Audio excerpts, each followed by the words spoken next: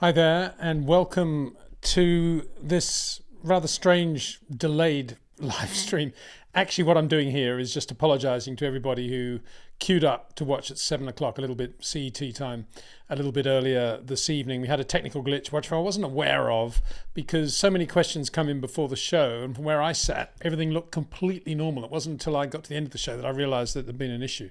So, first of all, apologies for that. I'm going to do a little bit now. We've still got a bit of an issue, having said that, with the chat thing. I don't know what is going on, but now at the moment, I don't seem to be able to get the chat up on the screen.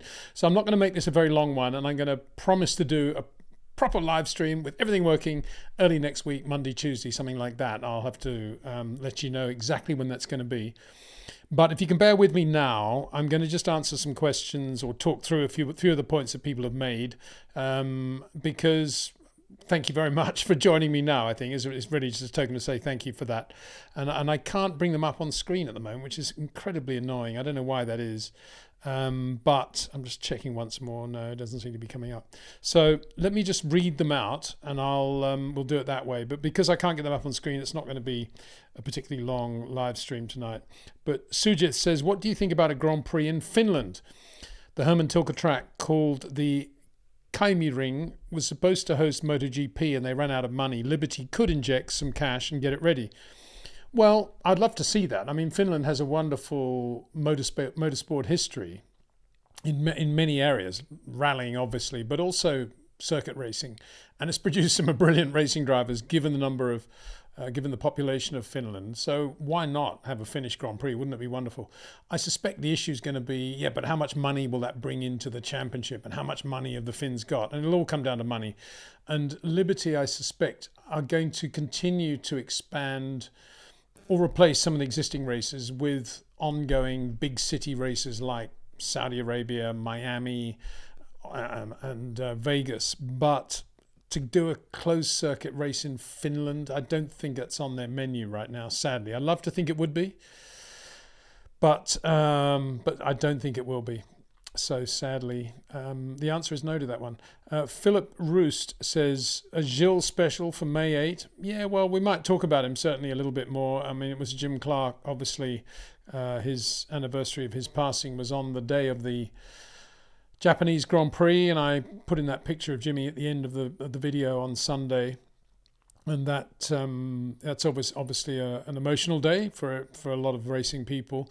Gilles too, very much so. So yeah, we might do something special about Gilles. I think I've been doing a lot about Gilles actually for the upcoming Canadian Toronto version of the Formula One Global Exhibition, which we're working on now, nearly the end of that preparation actually, and a lot of Gilles on that. I was revisiting a lot of the interviews I did with Gilles and the chats I had with him, and so many of them. He's just talking about snowmobiling and how much he loved snowmobiling and how good it was to him. He was a front-running, winning snowmobile racer for about 5 years, and as a result of his winnings, he was able to go out and buy a Formula Ford race car and do a few other things. And he actually had his own race team for a while, Formula Atlantic team for a while, all basically on the back of his success in snowmobiling, which puts a different perspective, doesn't it? We're just obsessed with this thing now about karting is the only way forward. But there was Gilles, I know it's different times, but there was Gilles extolling the virtues of snowmobiling and growing up in Canada with that. So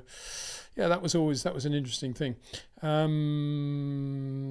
Terry Templeton, he's actually replying to somebody on the chat here, but he's saying, not sure why anyone would want the second seat at Red Bull since you're delegated to being second. Science wants to win. Not sure anyone in equal equipment is going to consistently beat Max Verstappen. Well, I think you're right there, and I'm sure Carlos, apart from going back to Red Bull cold and just up against Max Verstappen, not necessarily in Carlos's mind a driver who's unbeatable, but in his mind, a guy that knows the team. He's been there from day one, and he's perfectly in sync with all the engineers and the way the team operates. Very difficult to go in there and do a better job than Max, or at least as good a job as Max. And beyond that, to be there for only 1 year wouldn't make sense either for Carlos, because he wants to have a proper future now in racing. He deserves that. He's earned that, and to go there on a short-term basis and then go to, say, Audi would not make any sense at all, I don't think, from his point of view. He might do it. He might do it on the basis that he might win a couple of races there, but yeah, it's unlikely. As well, I think it's more unlikely that Red Bull will just want to replace Sergio Perez with Carlos Sainz. Why would they do that? We've gone through that before. I mean, Carlos is probably quicker, all-round quicker, but Sergio is not slow. He does a good job in many ways. He's got some good circuits coming up, Baku, Monaco. He's always done pretty well there. And he brings money to the team. He's fitting into the team well. He's driven 3 good races now where he's backed up Max very well. And, you know, it's a difficult decision for Red Bull to say, yeah, we want Carlos in that car now. And that's the more difficult one, I think. LT Frosty said, what happened to Peter? Well, yeah, what happened to Peter was that he thought he was live and obviously wasn't. So there was a big problem there.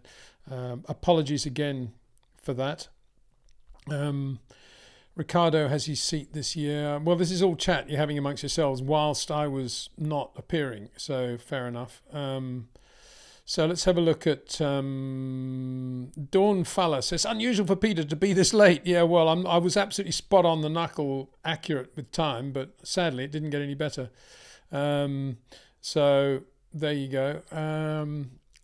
They're talking about bad weather in the UK. Well, just so you know, I actually do this show from Spain, and it's beautiful weather here right now. So a lot going on. Mallorca? No, I'm not in Mallorca. No, I'm in southeast of Spain, where it's very nice, near the mountains, near the coast, and generally very good. So yeah, a lot of people have been very kind about the show and how much they like it. But here's Charlie Hind. This was the first. Well, no, it wasn't actually. It was a different one, but it's an interesting one. It says, hi, Peter, love the show. What advice do you think Jock Clear would be able to give Hamilton when he gets to Ferrari? What wisdom would Clear share with Hamilton to reinvigorate his approach to Formula One? Oh, well, it's an interesting question. I mean, Jock is there mainly in Charles Leclerc's side of the garage. Charles and Jock get on very well. He's not Charles' race engineer by any means. He's kind of the performance engineer, but they're good friends too. And I think Charles appreciates Jock's experience and Jock's ability to think beyond just the technology and to bring in the human athletic side of it as well, which Jock does extremely well. And I'm not sure Lewis would be particularly interested in any of that. I think he'll just want to sit down and work with his engineers from day one and get on with it and do the best job he can, whilst enjoying himself, obviously being in Italy and being in Ferrari and having red overalls. I can't imagine he's going to be that close to Jock Clear when he's there. So video just flashed for me. Technical issues maybe. Hope Peter's okay. Well, I'm okay, yeah.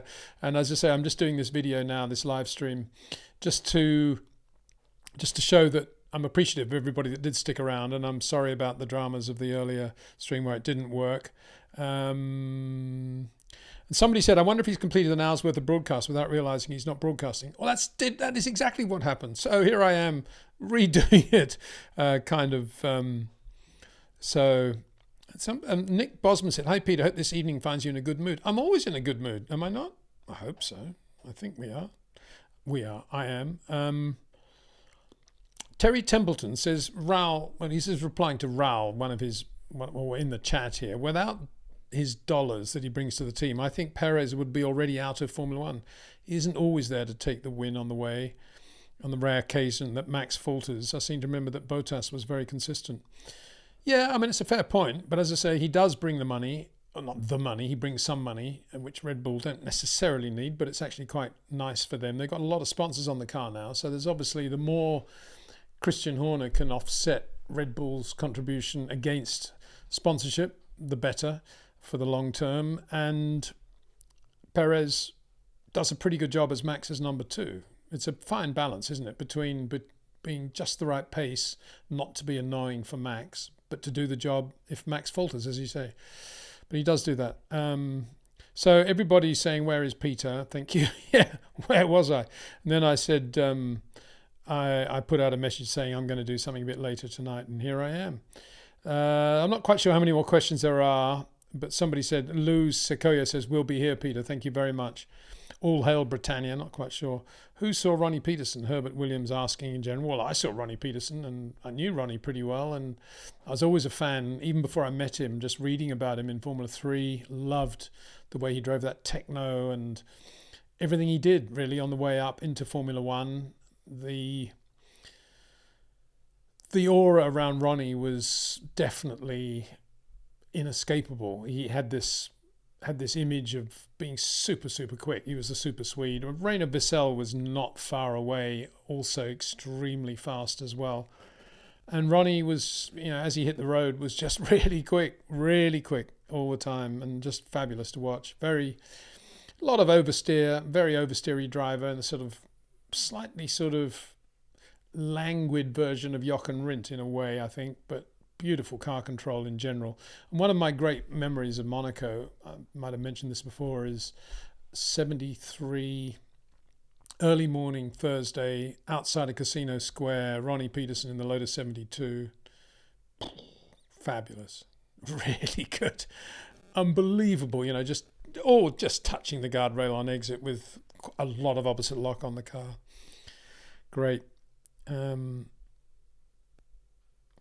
Joe Spiker, I think you're coming after one of my bet noirs. Joe Spiker, F88.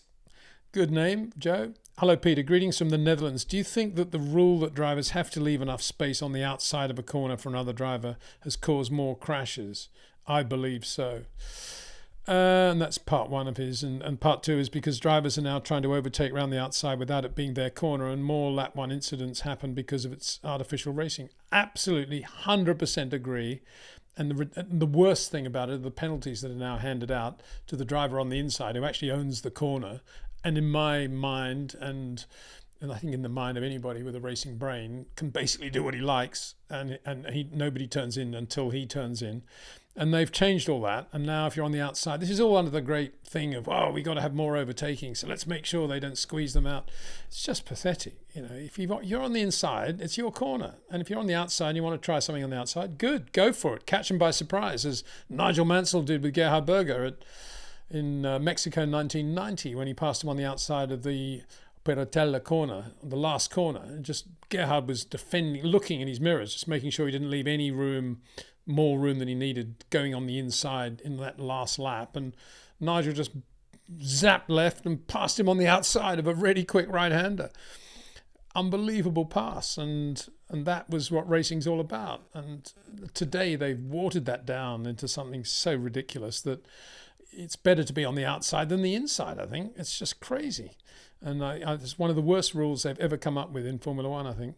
We've got a super chat here from Shubdeep Singh. Thank you very much, Shubdeep. Checo was 7/10 of Max 6 months ago, and this weekend he almost got pole. Please explain what has changed.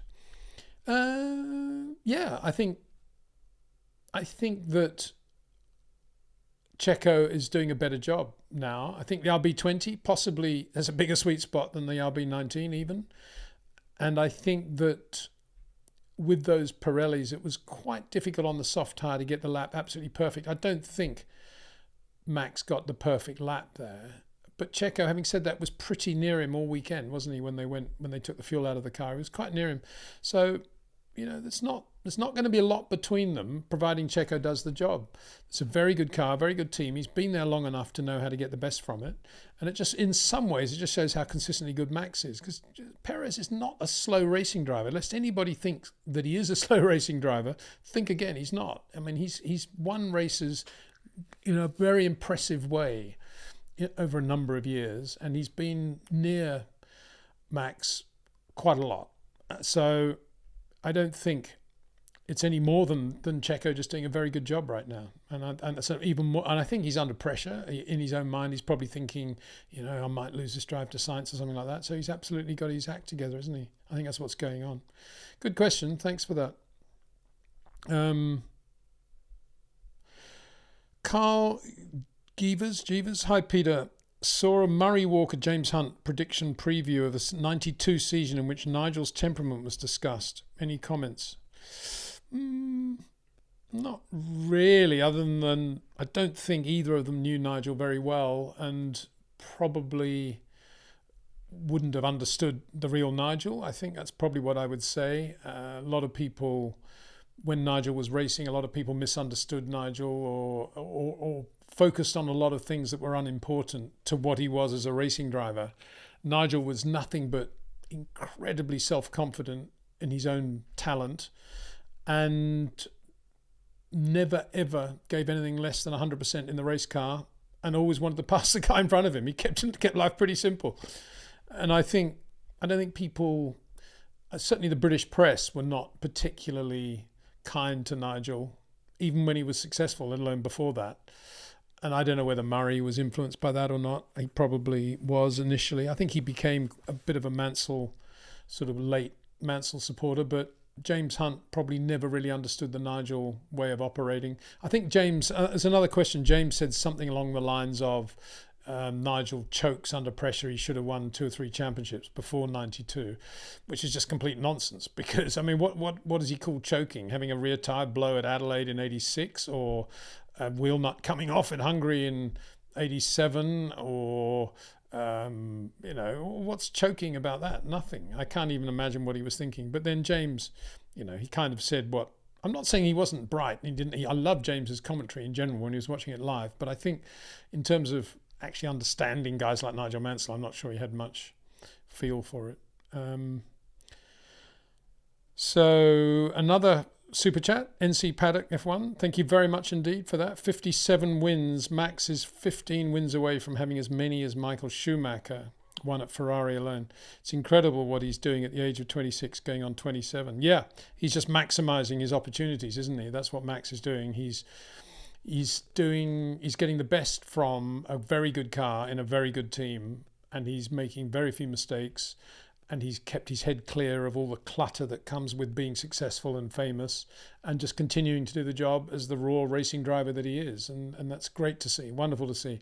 Statistics don't mean much to me because Max has got even more opportunities to win races than Michael, because the championships are longer. The racing, the cars, the track arguably is safer now than it's ever been. And so comparing one era with another, in other words, numbers that accumulated mean nothing to me. But all I can say is that Max is absolutely exploiting everything he's been given to the full, and it's wonderful to watch. So the next question, from another one from Carl Gievers. Okay, he's talking about James. Basically, how the championship was squandered for him in 91, with James being quite scathing about it. In his opinion, Nigel should have had 3 world... Yeah, well, that's exactly that point. Well, I think that was just a nonsense thing. I mean, 91, Nigel, the first 5 races, I think he had technical glitches in every, either qualifying or racing in the first 5 races. His car never got out of the garage, and I was there. So it's to say that he squandered a championship in 91 is complete nonsense. So, yeah, I mean, James, as I say, very nice guy, very funny bloke, but don't get him to talk about Nigel Mansell, please. I'm not sure he knew anything about him at all. So, Paulo Souza. Hi, Peter. Did Piquet really lose his speed after his 86 crash, as he claims he did? What does that mean exactly? Whose 86 crash? I'm not quite sure what you mean by that. Piquet won the championship in 87, didn't he? Had more reliability than Nigel, and he didn't lose his speed at that point. What 86 crash would that have been? I wonder. We're talking about Imola, maybe? Did he have? Yeah, he had a testing shunt at Imola, I guess. You mean that? I don't think so. He was Nelson Piquet as he was at Brabham in the 86 racing season, for sure. I mean, I saw him at Brabham in 81 I saw him at Brabham from his first Grand Prix there, and he was never anything other than that in 86 and 87 as well, just as good as he was in the Brabham days. So I don't think that's the case. I think that's possibly Nelson looking back at it now thinking, why is it Nigel was quicker than me sometimes? Oh, it must have been some other reason. Yeah. Okay. So Paulo Souza. Yeah. Who was the best overtaker you've ever seen in Formula One? Defensive driver, best under braking. It's so difficult to do these absolutes, comparing eras with eras. And when you ask me a question, of course, it's a lot of eras by now. I started watching Well, I started watching motor racing in the late 60s when I was a kid at Warwick Farm in Australia. So for me to come up with any sort of definitive best overtaker, best braker, best defensive driver, very, very difficult. I mean, Nigel Mansell was as good an overtaker as I've seen. Lewis Hamilton, similarly. Daniel Ricciardo on his day, pretty good, wasn't he? Funny we have to say that in the past tense now, but let's hope there's more in store for Daniel. Sterling Moss, I never saw Sterling drive, so I suppose I shouldn't talk about Sterling, but he was obviously one of the great defending drivers in the way he won that 61 Monaco Grand Prix against Richie Ginther and Phil Hill in the more powerful and agile Ferraris, purely by perfectly positioning his car relative to back markers, so that when the Ferraris caught the back marker, they were in the middle of a corner and had to come out of the throttle, and there was Sterling accelerating away, and that's how he won that race. James Hunt actually used the traffic really well to win the 76 Canadian Grand Prix, speaking of James. That's how he beat Patrick Depailler.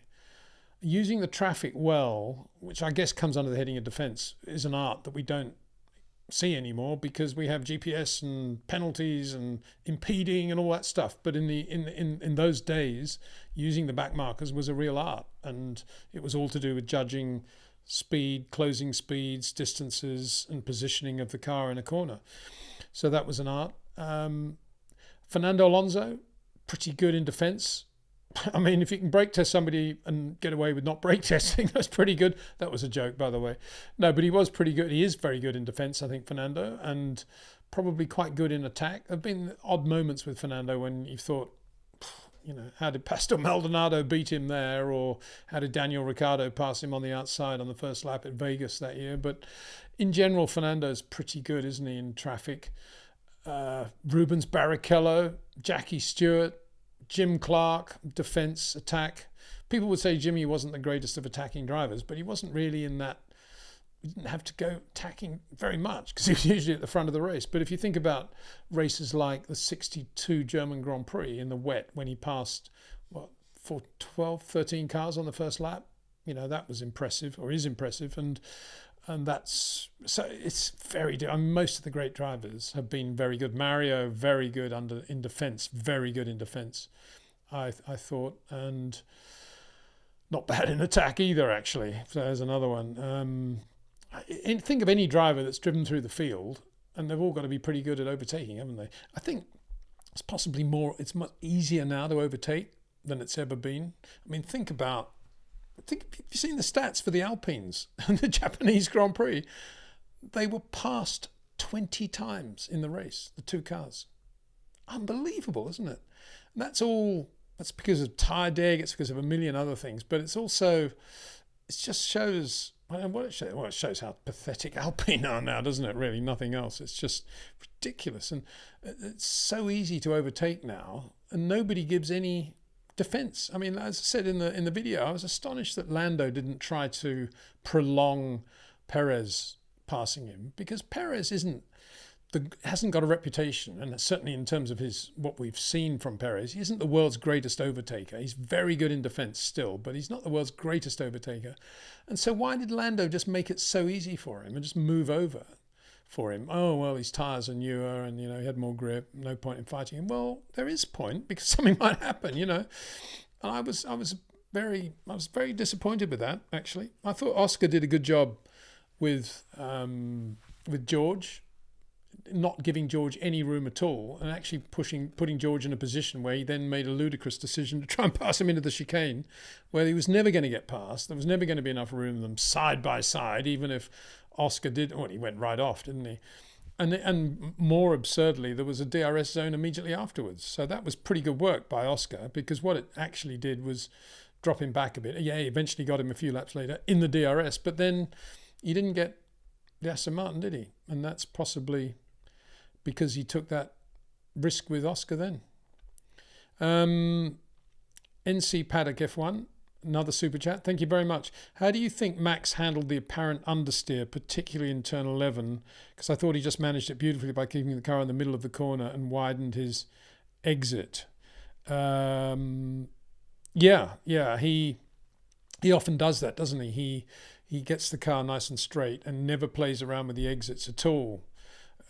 Logan Sargent, take note. And that was just classic Max Verstappen, and that is the way he does handle understeer. He just makes sure he's got his rotation still, and he gets that rotation by just playing around with the amount of steering lock against brake pedal pressure he's got, just to keep the nose tucked in, gets the rotation, then he goes. It was beautiful to watch. Well spotted, really good. And it's not as if Max doesn't have a handling issue at some point in every race he ever drives, probably in every lap he ever drives, and he's always doing things like that. It's just that sometimes we hear about it and sometimes we don't, and it's very difficult to see it because he does such a good job of managing it. Fernando Alonso, similarly, it's quite difficult to see when Fernando's got really bad understeer or oversteer, because he's very good mid-corner of making sure the car's still nice and flat and squat and doing what it needs to do. Other drivers, you do see it because they're just waiting to get on the power and they're just, running out of road or whatever they're doing. But yeah, beautiful work by Max there. Really nice. So we're now coming back to... this is all over the place, this chat thing. I know what's happened. I should have redone the whole chat link, and because I didn't, I just kept the one from the old show, and it hasn't actually allowed me to do what I want to do with this one. So excuse me while I just read through for the next lot on those. Yeah. Talk about squandering the championship with Nigel. Carl Geever says Hülkenberg would be perfect for Mercedes. He wouldn't be bad for Mercedes, would he? I mean, he's just there. He's quick in qualifying. He does the job. But does anybody we do, but does anybody in the Formula One pit lane or paddock, gasoline alley paddock, do they actually rate Hülkenberg? Does his name get mentioned by anybody? I doubt it. Not flavour of the month, is he? He's not a trendy driver. More's the pity. So I'm still kind of catch up, because when the super chats come in, I get sort of lost and go up to them, and it's because it's not showing me where I was. I have to start reading through everything now. And why was Kimi, Pablo Sousa, why was Kimi so far off Alonso's pace in 14 after going reasonably well in 12-13 at Lotus?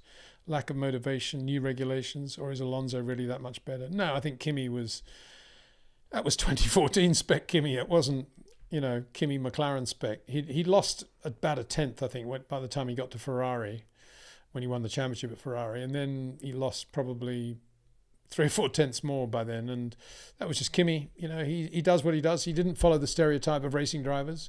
He was phenomenally good in the McLaren era, ticked all the boxes, short corners, wonderful suppleness, incredible feel for traction and getting the power down in a linear way. But he had a different approach to most. He didn't want to talk about Formula One very much. He didn't want to get excited about it very much. He loved driving the car, and he did a lot of other stuff away from the track. So I think he lost that sharp edge by 2014. And I remember going to a nightclub. It was DC's party, actually. It was after a Brazilian Grand Prix one year, and it was a late party. I got there very late, about midnight, 1 o'clock, and there was a sort of balcony overlooking what was, I guess, the dance floor. They probably don't call it a dance floor, wherever the lights and everything were. And I went up to this balcony to look down on it just to see who was there and what was going on. And Kimi was up there. These sort of, he was elbows rested on this balcony, sort of staring into space. And I said, "Oh, hi, Kimi," and sort of came up next to him and stood next to him. We both sort of stared in silence at this scene. And then suddenly Kimi turned to me and said, "I hate Formula One. I hate Formula One." And just walked away. Brilliant. Kimi Räikkönen, what a guy. And his physio, who did a very good job actually with Kimi and kept him pretty fit. I mean, he was a fit guy. I shouldn't in any way imply that he wasn't. Mark Arnold is now, I was chatting to him in Australia. You know what he's doing now? He's, this is a Formula One physio, really top guy. He's now physio to Liberty Media. All the Liberty guys that come to the race on a regular basis, doing all that travelling around the world, have to have their own physio. It's that and it doesn't surprise me. Travel is horrendous. And so they've got their own physio, and it's a Kimi Räikkönen physio. Mega. Good stuff. So Danny Servant says, I hope Peter is able to jump on later because I've got a question he'd really like my knowledge on. Well, I ever get down to it, Danny. If not, come in again on early next week when I do another one. So Arsene Martin says, Peter Windsor live in the middle of PSG versus Barcelona. Tough choice. I'm assuming you went with the football. I would hope you did. Please give your opinion, says David B, on what we know regarding the 26 regulations. Well, what we know is that the cars are going to be at least 50% electrified in terms of the power unit. So that's a big change. Big, big, big. They haven't actually finished drawing up the regulations for the complete car, the chassis, the aero, and that's all ongoing at the moment. There is a starting point when the teams will be allowed to begin design work on the cars, which I think is, where are we, 20? I think it's the beginning of somewhere near February 25, something like that. And there is still hope within Liberty, and I can't speak for the FIA here, but certainly within Liberty, that the 26 chassis regs will include new definitions of, well, new prescriptions of the cars being lighter and more nimble and agile and smaller. Now that's a huge ask in an era when they're going to go to 50% electrification and all the battery issues that come with that. But that is what they're trying to do, make the cars lighter, smaller, more nimble for 26, which is good news if that happens. Good news for George Russell when he tries to pass somebody going into the chicane in Japan.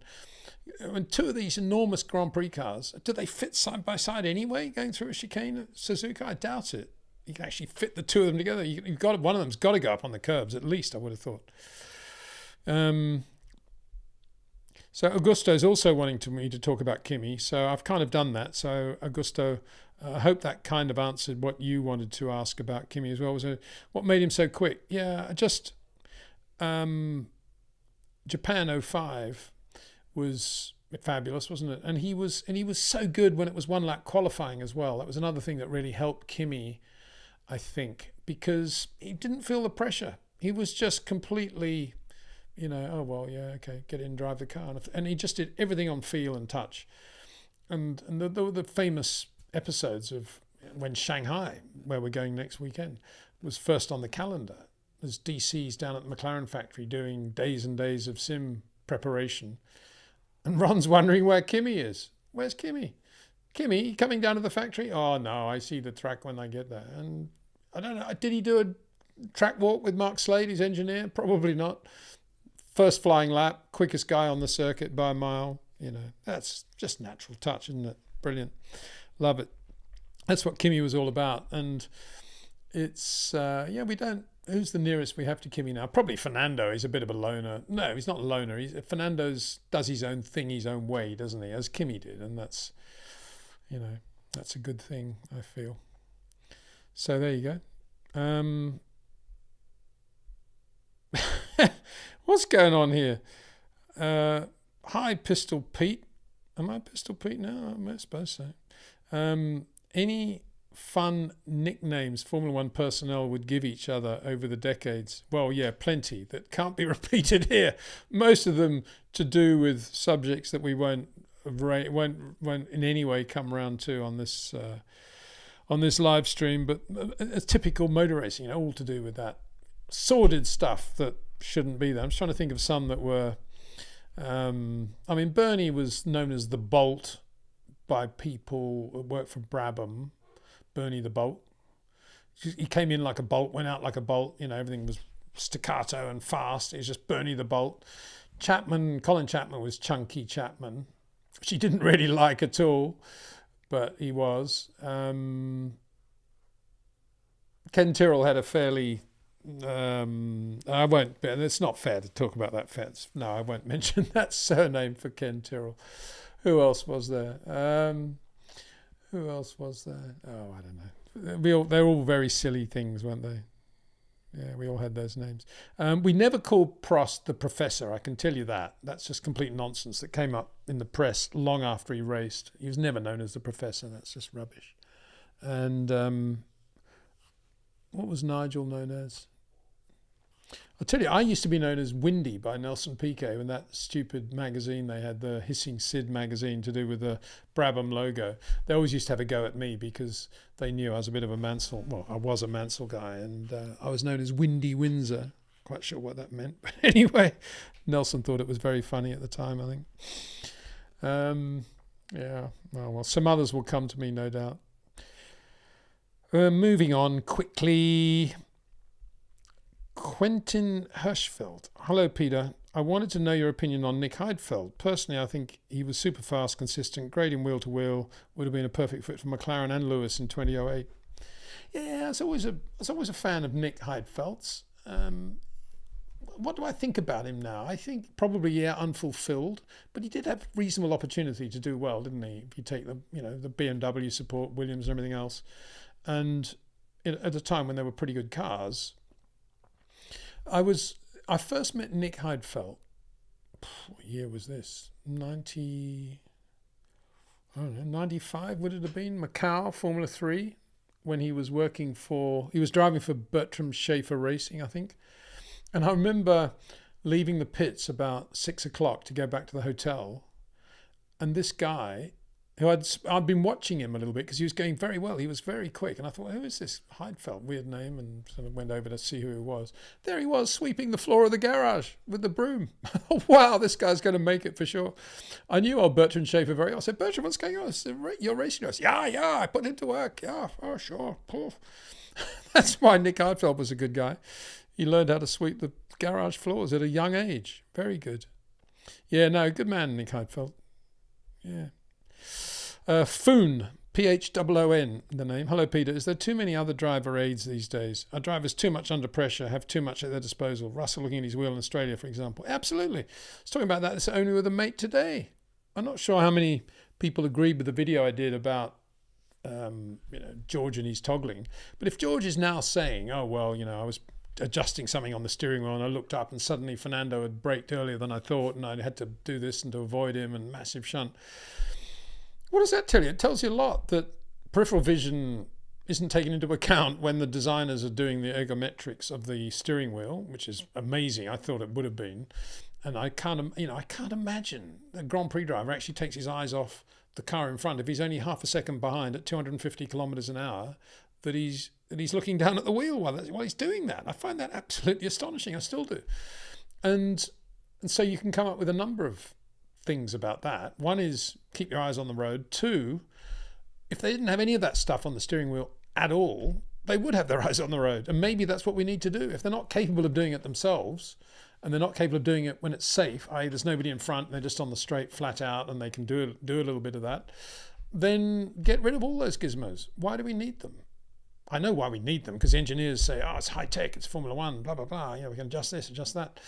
But they don't want to talk about the technology anyway. They like to hide it all away and have security guards in front of the garage so nobody can see anything. We don't even know what a spark plug of a current Formula One engine looks like. So if they're going to do all that, why do we need those gizmos on the steering wheel? Let them just race. Basic steering wheels. Wood rim steering wheels again. 4-spoke. Nardi wheel. Yep. No, I mean it. I think it's just got ridiculously out of control. All these ridiculous codes they have and numbers. What does it all mean? Tell us. It'd be much more interesting for the fans to know that they've just increased whatever, the brake balance on the front on this car, and this guy's changed the diff setting because he's got poor traction. Why don't they tell us that instead of all these stupid codes, set? I don't know. I just find the whole thing, somebody needs to get on top of it. Of course, the teams won't like it at all, but I think there's one area where they could. And I think that the George Russell accident should be the catalyst for that change. So thank you very much, Foon, for that question. And I have made that point in that video. If you haven't seen it, it's on my channel. It's called George and the Steering Wheel Toggles. And it's just a video about that whole thing, that accident caused by that. I mean, it's pretty amazing, isn't it? When you think about George saying after the race, I was, completely unexpected what Fernando did, and I had no option. I was, went off and no downforce or whatever. And then 10 days later, he's sitting in the press conference in Japan saying, oh, well, I was looking down at the steering wheel at the time and I wasn't really looking where I was going. And nobody's really taking him into account, taking that, mentioning that. Nobody's taking him into account for that, because it's quite a serious thing to be saying that, I think. I wasn't really watching, so therefore I had a crash.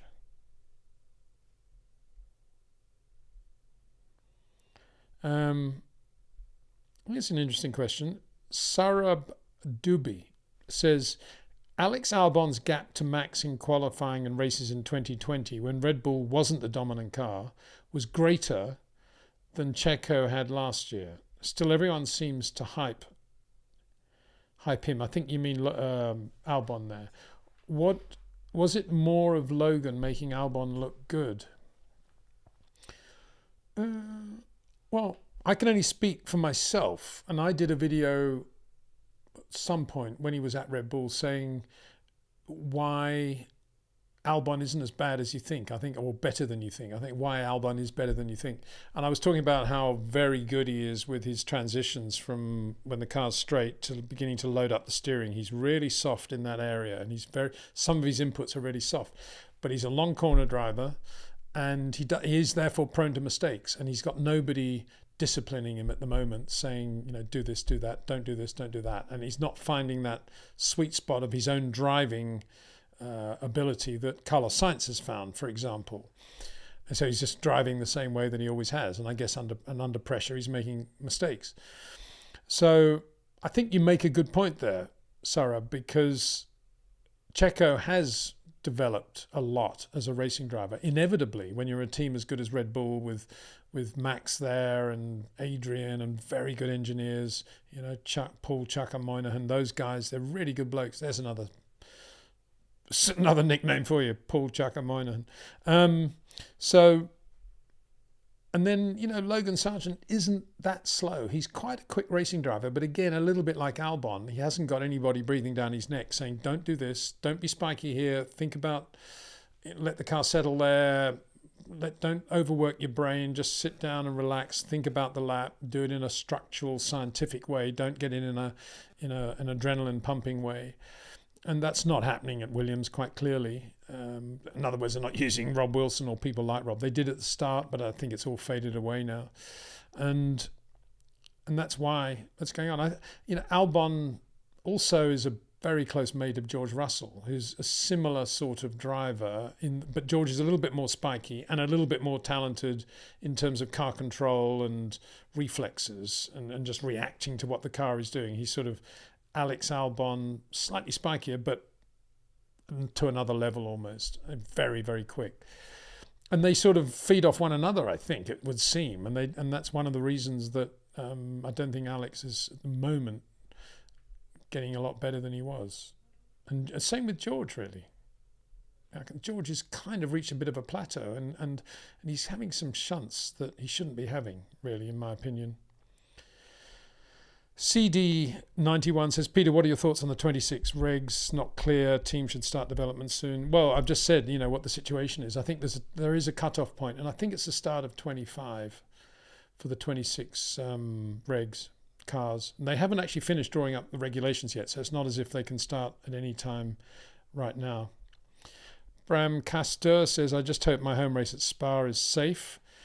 Don't we all? And not one of my favourite circuits. Nothing against Belgium or Spa-Francorchamps as a town, but as a racetrack, it's always sent shivers down my spine, and it's not a place that I've necessarily enjoyed going to in the same way you enjoy going to, say, Montreal or Budapest or even Japan, for that matter, Yokkaichi.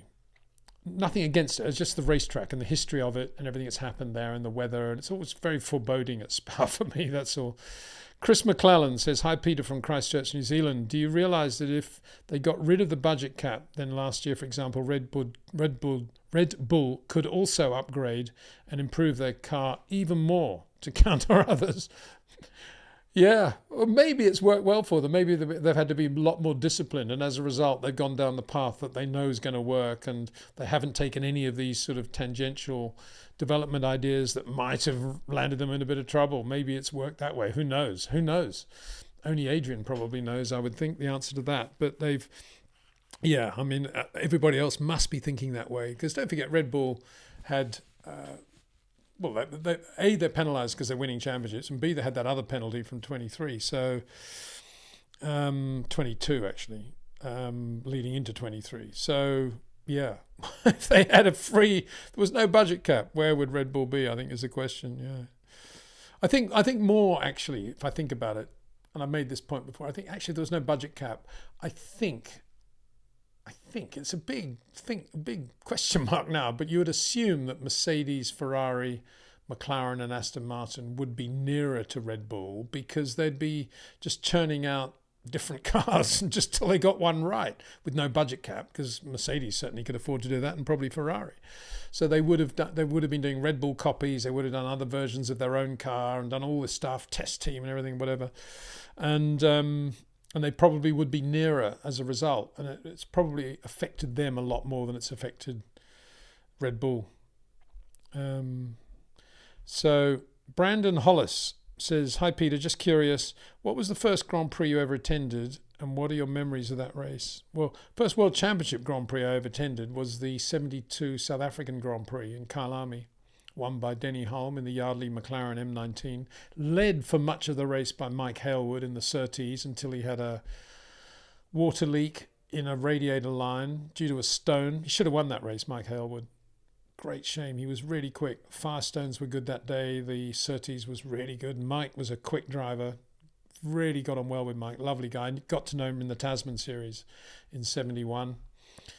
And yeah, I remember Kyalami. I mean, obviously I just arrived from Australia, went straight to the Kyalami ranch. David Phipps was the guy I was working for. He met me at the airport, took me to the ranch, and I shared one of the straw-roofed huts with him there. And he just took me straight out to the swimming pool area. This was like a Wednesday, I guess. The race was on a Saturday. And there were Mario Andretti, Clay Regazzoni, Jackie Ickx, Colin Chapman, Jackie Stewart. They're all around the pool. And he just introduced me to all of these guys one by one. And up in the background, up on the hill, you could see the circuit and you could hear the noise of the cars testing. Oh, there's Francois. They had literally, you could have a stopwatch by the pool and just do the lap as they were going around. That was my introduction to Formula One racing. I remember the smell of the Yardley aftershave samples that were given out by the girls as you drove into the circuit on race day. That's smell of Yardley aftershave. Osman, my dear friend, has given me, it's just over there, a bottle of the black label Yardley, which came out a little bit later, but the original Yardley, which was the one they gave out, very distinctive scent. And whenever I smell that, which is very rarely now, I always think of a McLaren M19 and Kyalami in the sunshine. Yeah, and that's when I first met Bernie. It's when I first met Frank Williams, first met Carlos Reutemann, first met Mario Andretti. And they're all really nice, good to me. Oh, Peter, yeah, anytime, come along, ask questions, whatever you need. I was just going through some documents today, and I came across a letter that Ken Tyrrell wrote to me in 76, back end of 76. So it's 4 years after Kyalami. I'd obviously written to Ken that year. It was the year of the six-wheeler, of course. And I'd said something like, Ken, I'd love to do an article on your development plans for 77 moving forward. I'd love to interview Derek Gardner and interview you. I wrote a letter to him asking that. And Ken took the trouble to write a letter back. Beautiful letter. Said, "Dear Peter, thank you so much for your letter. Unfortunately, at this point in time, we're not in a position to discuss our development plans, but thank you very much for asking. As soon as we're in a position to do so, you're very welcome to come to the factory and have a look around and chat to everyone." Signed by Ken Tyrrell on the Tyrrell notepaper. Doesn't happen today, does it? You send emails off, you just get no reply at all from anyone. Well, I do anyway, it's just me. Windsor, no, he's going to ask all those questions. No way we're going to have him in there. Let's find somebody who doesn't ask any difficult questions. Talks about the drivers and what movies they've watched. So anyway, thanks for that question, Brandon. That was a nice question. Brought back some nice memories just chatting about it. Alexa Vijatovic. Do you think Ferrari will regret firing Sainz? What do you mean will? Have. I would imagine. What was Ron Toronac? Most quoted quote in the history of motor racing: "If it ain't broke, don't fix it." And here they got two good drivers. Carlos is winning Grand Prix, podium finishes, great performance, driving at the peak of his ability, and he's been sacked. That's like sacking Nico Hülkenberg from Williams just after he takes the pole in the Brazilian Grand Prix. I don't know. Or Innes Island, for that matter, after winning the 61 US Grand Prix, and he's sacked immediately afterwards. Yeah, I think they will, to be honest, because it doesn't, I've just said this many times, it just doesn't make sense. It doesn't feel right. There's something going on there. I don't know whether it's Freddie Vasseur just wants to put one over Toto Wolff and he just signed Lewis to annoy him, or whether it's a bigger picture and it's, share prices and Lewis and the effect of Lewis on the Ferrari brand, and obviously the damaging effect on not having Lewis on the Mercedes brand as well, simultaneously. Double whammy. Whether it's all that, I just don't know. I don't know. It's probably a bit of both, I would think. But really, in racing, it's difficult to get things right, as Ferrari have proven over the last decade, to get all the balls balanced. All the balls in the air simultaneously and keep them there is very difficult. And they've got this team now. Carlos Sainz is a much better driver now than he was 3 years ago. Charles Leclerc's going through a slight rough patch, but he'll come out of it. Don't worry. He'll be really good, and he is very good. It's a great team.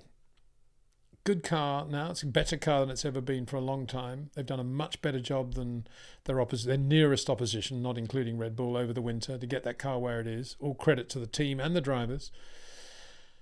And they're getting rid of Sainz. It just doesn't make sense. I was talking to Bernie. I'm not name dropping now, but I was talking to Bernie last week. He's in Brazil. We were having a chat. And I said, what do you think about Lewis at Ferrari? And he said, oh, well, I won't tell you what he said, actually. I shouldn't do that because he probably won't appreciate me quoting him. But let's put it this way. He didn't think it was the right move for Ferrari to have made. So, yeah, there you go. I think it just isn't right. I don't like it when things don't seem right, aren't right. And it isn't going with the flow. It's going against the flow of the nature of the flux of life. That's what's happening. Awkward Leon. Hope it's not an awkward question, Awkward Leon. Hello, Peter. Have you heard any news about Kyalami? Would love to have another race there. Well, I'm waiting on my friend Dieter Renken, who's now working for the FIA, very high-powered job with the FIA, to bring Kyalami back on the calendar. Isn't that what he's there for? Please advise, Dieter. Thank you. South African Grand Prix, Kyalami. I haven't heard anything other than that Dieter's working there, and I know he would love to see it back. But it's always going to be to do with money, sadly. How much money have the South Africans actually got to put on a race? I would imagine still not enough to gazump one of the existing tracks, because I can't imagine they're going to have many more races in the season, are they? I hope not. Hi from Copenhagen, says Martin Lee. So glad for these podcasts and live stream. Thank you very much, Martin. Sorry we're not getting the questions up on screen. That's yet another technical glitch of some description, which I don't know. I'll get it right for early next week. That's the least of our worries. I'm okay, I think.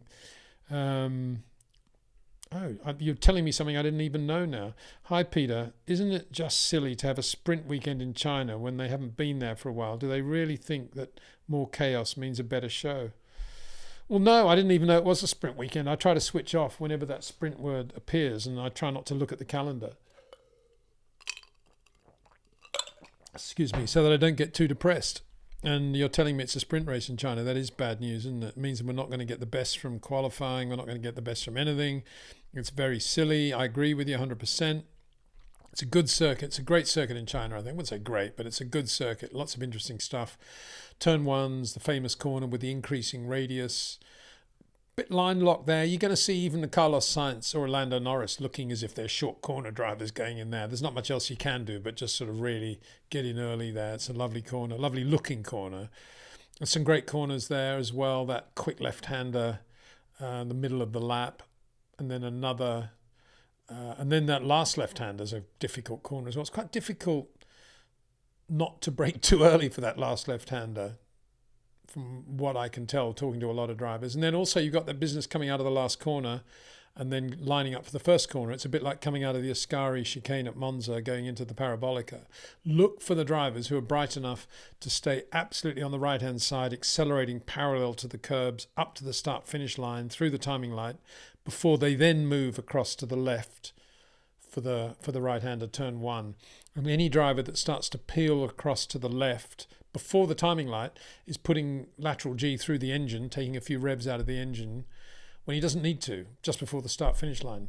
All that work in the wind tunnel, they found a tenth of a second in the wind tunnel, and the driver blows it all by moving the car across too soon before the start-finish line out of the last corner. It happens. You watch. Of course, if it's in a race and you're following other cars, you've basically got to follow what they're doing. But I'm talking about the individual laps in qualifying. So anyway, how annoying that it's a sprint race. The other thing about that, of course, is what sort of crowd will they get in China? Because we've never seen a Chinese Grand Prix in the Liberty Netflix era. And in theory now, all the crowds are enormous at every circuit, 239,000 at Suzuka over 3 days, which is not bad. I mean, obviously it's not as many people as watched my YouTube channel for the same... No, I won't say that. It's unfair to say that. It's not bad, but it'd be interesting to see how many people go to China, wouldn't it? Because nobody used to go and watch the Chinese Grand Prix. That's why they painted all the seats different colours to make it look like people there. Bernie started all that, I think. Now all the other sports have copied it as well. So, okay, Karma in Babylon's. Hey, Peter, on the upcoming May 8th special, that's the one about Gilles, is it? Could you reflect also on the 82 season and how Keke won? Well, yeah, I could. I can reflect a little bit on it now, how Keke won in 82. Obviously, both Ferrari drivers sadly didn't finish the year. Gilles had his accident at Zolder, and Didier had his accident at Hockenheim. Would have won the championship otherwise. So Keke only won that one race, which was the Swiss Grand Prix, as it was called, at Dijon, because motor racing is still banned in Switzerland. So the Swiss wanted to have a race, and it was given to Dijon circuit, and he won that. He won that very well, but the Williams FW08C, the car he drove, was not a great car. It was a bit shorter wheelbase than the 07. It was a bit more low polar moment of inertia. It was a bit more difficult to drive. Front and back end were a little bit less grip. But the biggest problem Williams had, guess what, was bouncing, porpoising, right back then. And to think now they've still got the same problems and most of the teams don't know how to solve it doesn't say very much about Formula One technology in some teams, does it? Obviously, can't include Red Bull there. They do have a bit of bouncing, but they kind of know how to control it. But it was a big deal in 82. I remember when they got to Dijon, they had new skirts and everything on the Williams, and it was, wow, I think we've got rid of the bouncing. That was the big deal. And Keke drove very well that day, and there was a big problem. He blistered a tyre from memory, right front, I think. But he mixed the tyre compounds, I recall, and had this blister, and he was able to still race really well and won it pretty comprehensively in the end. Very impressive win for Keke. He didn't have any more that year, but it was enough to win in the championship given his other placings. And of course, he won the 83 Monaco Grand Prix in the wet. So very good drive there as well. So yeah, it was a good circuit, Dijon. Very short lap, some good corners there, good long corners that worked the cars and the tyres very hard. And yeah, Keke was very good at balancing the car around that blistered right front, and because he's very good at manipulating the rear of the car as well. It was a good win. Derek Daly was very good that weekend in the other Williams. He replaced Carlos Reutemann, who'd retired after the Argentine Grand Prix suddenly, and they put Derek in the car. And from memory, that was the first time Derek had out-qualified Keke. And that was because they took the front wing off Derek's car in qualifying, and a ground effect car, obviously. So he didn't have any front wing. Keke, they took the wing off Keke's car for the race, but I think he, from memory, qualified with the front wing on, and they took it off for the race. There was another thing that probably helped him, actually. So Derek Daly, yeah, out-qualified Keke that year, 82 Swiss Grand Prix, Dijon. Very good. So,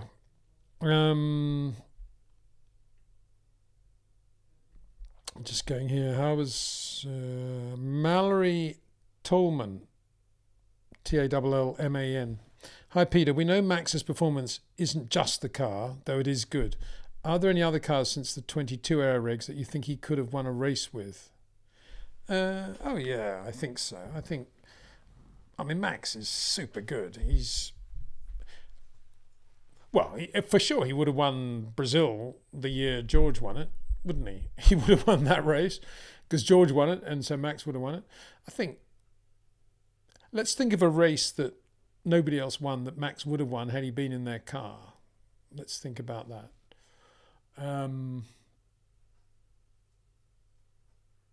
I suppose the nearest you could get to that would be, probably be at one of the Ferrari races, I guess. He might have won in a Ferrari. He might not have had the shunt that... Did Charles Leclerc have that race morning shunt? It's not a race morning shunt. That shunt that stopped him racing post 22, I think he did. Maybe Max could have won that race in the Ferrari, I think. I don't know. It's a difficult question to ask, isn't it? It's an interesting question. It's a good question. It's an intellectual question. I'm not sure I'm intellectually qualified to answer it, because it's quite difficult to think, okay, Max is in a Ferrari, who's in the Red Bull at that point, sort of thing. You know what I mean? So, yeah, I think Max is that good, but he would have suffered the same issues that most would have. I mean, he wouldn't have gone off at Ricard the way Charles Leclerc did, would he? He might have won in that Ferrari. So, yeah. I didn't do a very good job with that, Mallory. But anyway, it was an interesting question. Thank you. Other viewers probably got a much better answer than I have for that one. Hi, Peter. Why is Alonso only a double world champion with Renault? A lot of what ifs, but if he had made a different career choice or different career choices, he could have had more championships. What do you think? Cheers. That's from Augusto. Yeah, I think you're right. I don't think he should have left Ferrari when he did. And I think that was the biggest thing. Well, he shouldn't have left McLaren when he did, actually. There's two teams there. He left Ferrari. Well, he left McLaren because he just didn't want to have Lewis in the other car and felt that he wasn't getting the treatment he deserved. And that was wrong. And had he stayed at McLaren, he probably would have won a third championship. And all that was happening was that Lewis had arrived as a rookie and was out of the box doing some things better than Alonso, which had never happened. Well, it happened once to Alonso with Jarno Trulli, and he got rid of Trulli from Renault pretty quickly when that started happening. It didn't happen on a regular basis, but there were one or two things Trulli did really well that annoyed Fernando, I guess. And the same with Lewis. And in his own mind, the only way he could explain Lewis's pace was to basically tell himself that McLaren were not giving him the best equipment, which I don't think was the case at all. In fact, they went from carbon industry to Hitco brakes purely to pacify Fernando, for example, which is a big thing for a team to do. But anyway, putting that to one side, he told himself that he didn't want to drive for that team because he wasn't getting the treatment he deserved.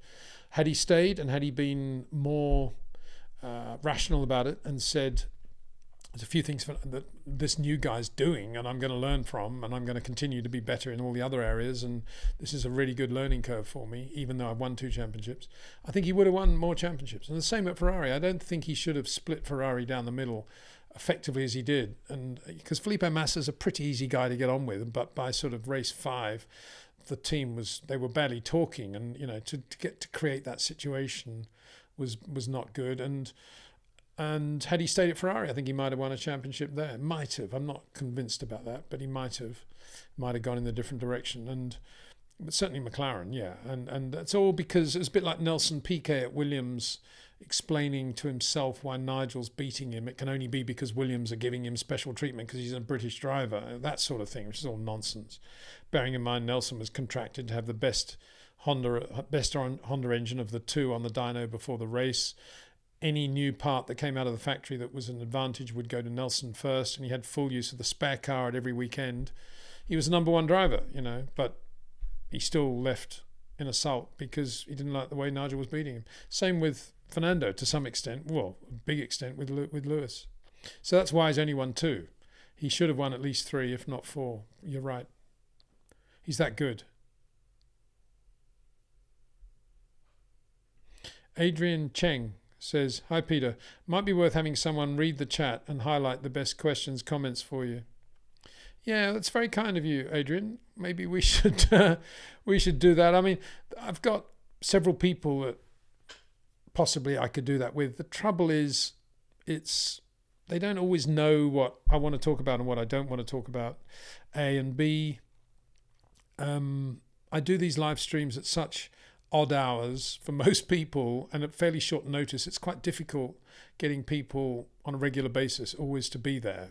So I just give up, and not give up, I just do it myself.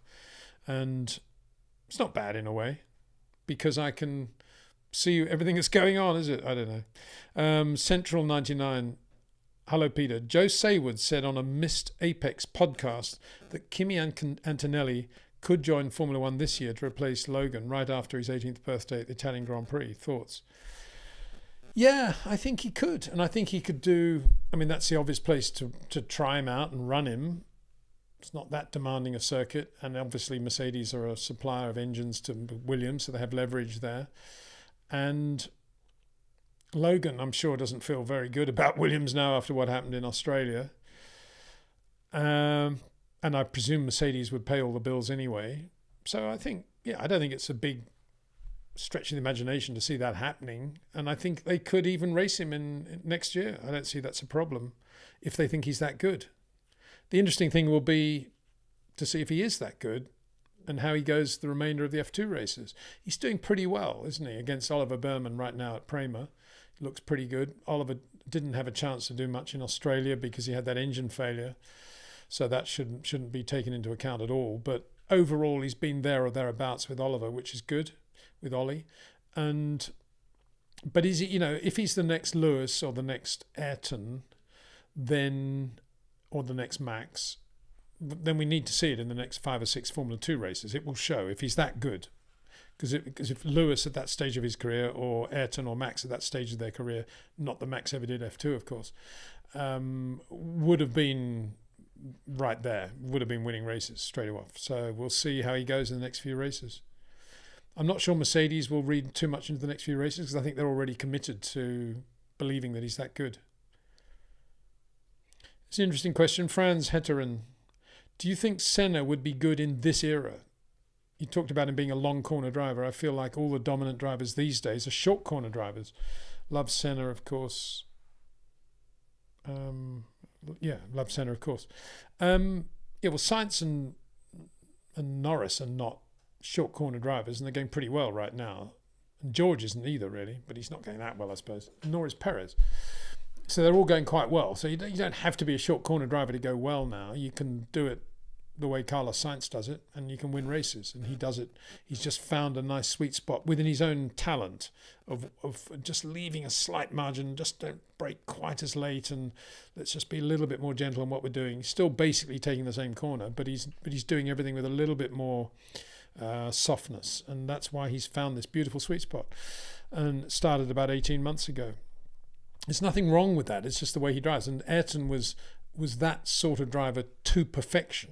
And he was, he would brake absolutely on the perfect meter, and he would turn in at exactly the right rate, exactly the right moment. But it would be quite a long corner, as you say. So I don't think that this era favours short corner drivers any more than the 50s or the 60s or the 70s did. And there have been some drivers who drive that way naturally, like Jim Clark, like Sterling Moss, like Alan Prost, like Jacques Lafitte, like not so much Jean Alesi, who's more of a V driver like Vettel, which is a different thing. It's a bit more angulated. But early approach to the corner, definitely. And then there are the longer corner drivers, like Ronnie Peterson, like Jochen Rindt. I mean, Jackie Stewart was fairly short as well. Not as short as Jimmy, but just about there. But Jochen Rindt, Ronnie Peterson, and right now, we've mentioned them, Carlos Sainz, Lando Norris. So I think Senna, in answer to your question, I think Senna in this era would be just the same Senna, and he would be just as competitive and just as quick, even with the way he drives. The whole business of the throttle blipping was the one question mark about his style. And it was something he never liked about his style.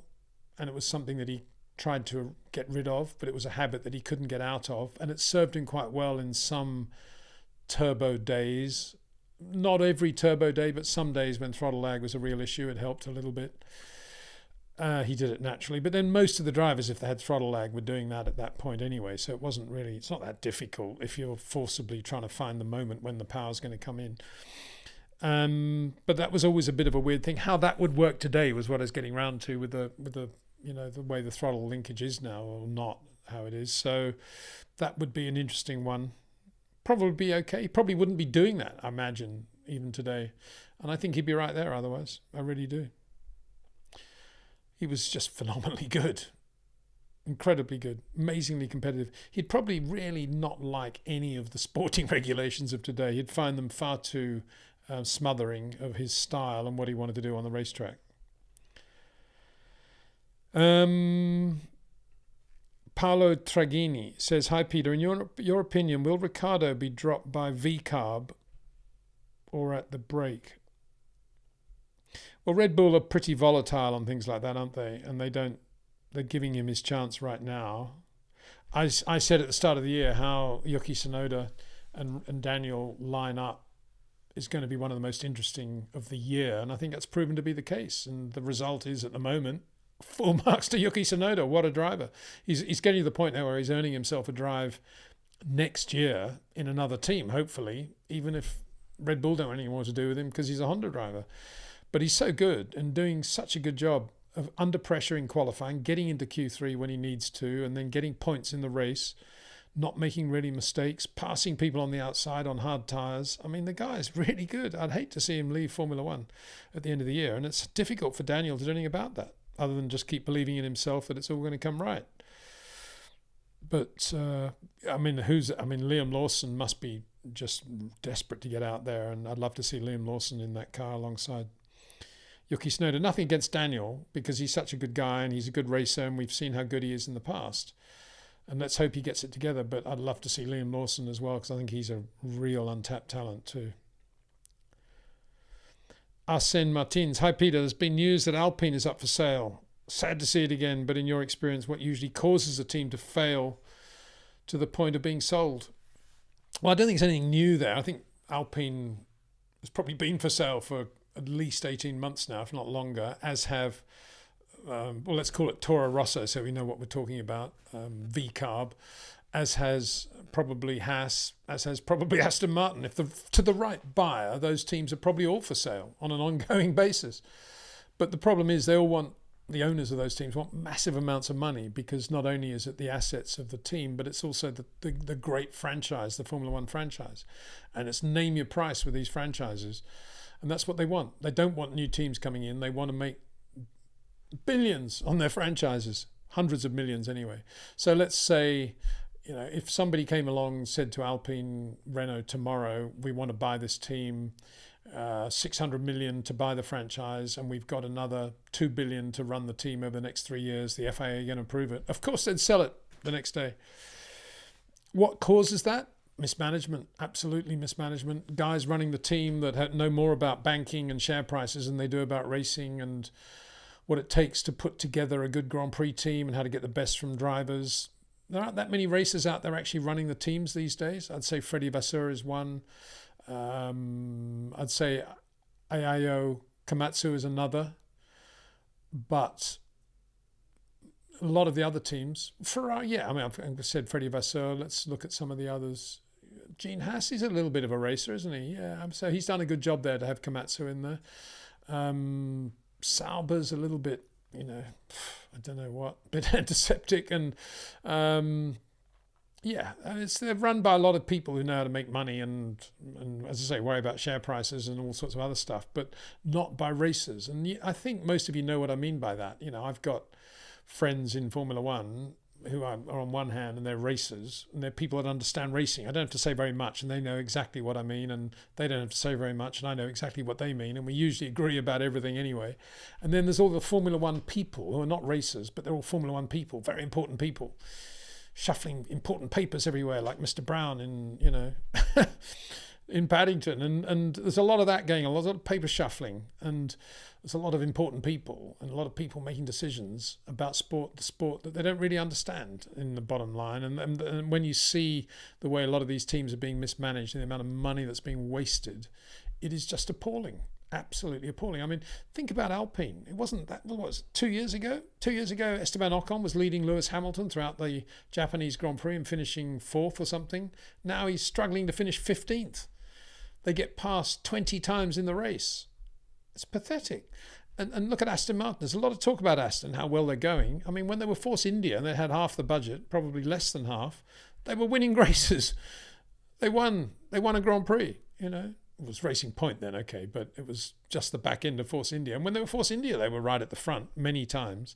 It's money and making things bigger don't necessarily add up to making things better, as we all know.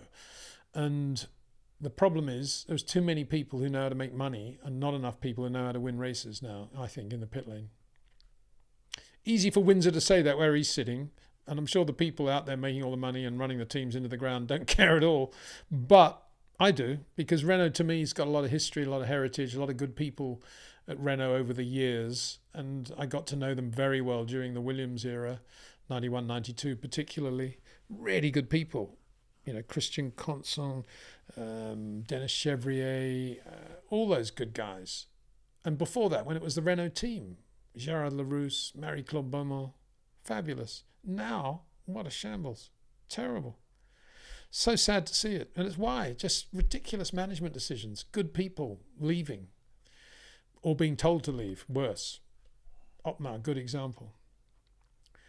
Anyway, enough of that. It's a bit depressing, isn't it? Let's move on to something a bit happier. Where were we? That's Alpine, yeah. Okay. Hello, Peter. In all your years in Formula One, did you ever get to spend any time with Niki Lauda? Also, how much do you think the current iteration of Mercedes miss his presence and guidance? Oh, that's an interesting point. Yeah, I think Niki would be fairly annoyed by the way things are going, wouldn't he? Yeah, no, it's crazy. Get out. No, yeah, Toto, you're out. Yeah, that wouldn't happen, but he would. He certainly would be kicking some capital A, wouldn't he? Oh, the cat's come in now. Hello. I thought that would be Dexter, but it wasn't. Running away from Dexter, probably. Dexter following shortly afterwards. Niki Lauda. I spent a lot of time with Niki. What about my Niki moments? I suppose the when I got to know Niki really well was about 84, I guess, when he was coming back, and I flew with him he flew me in his private aircraft with John Watson and Ron to South America, and we did 2 weeks in South America on a Marlboro promotional tour. And it was great being with Niki when he was flying. Just wonderful pilot, very serious, everything beautifully prepared, seatbelts neatly crossed on the seat.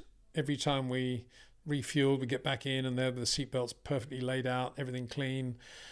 A little bit not the way you'd expect from Niki, perhaps, and the way you saw Niki later on in his career, but everything was immaculate and very orderly, very professional.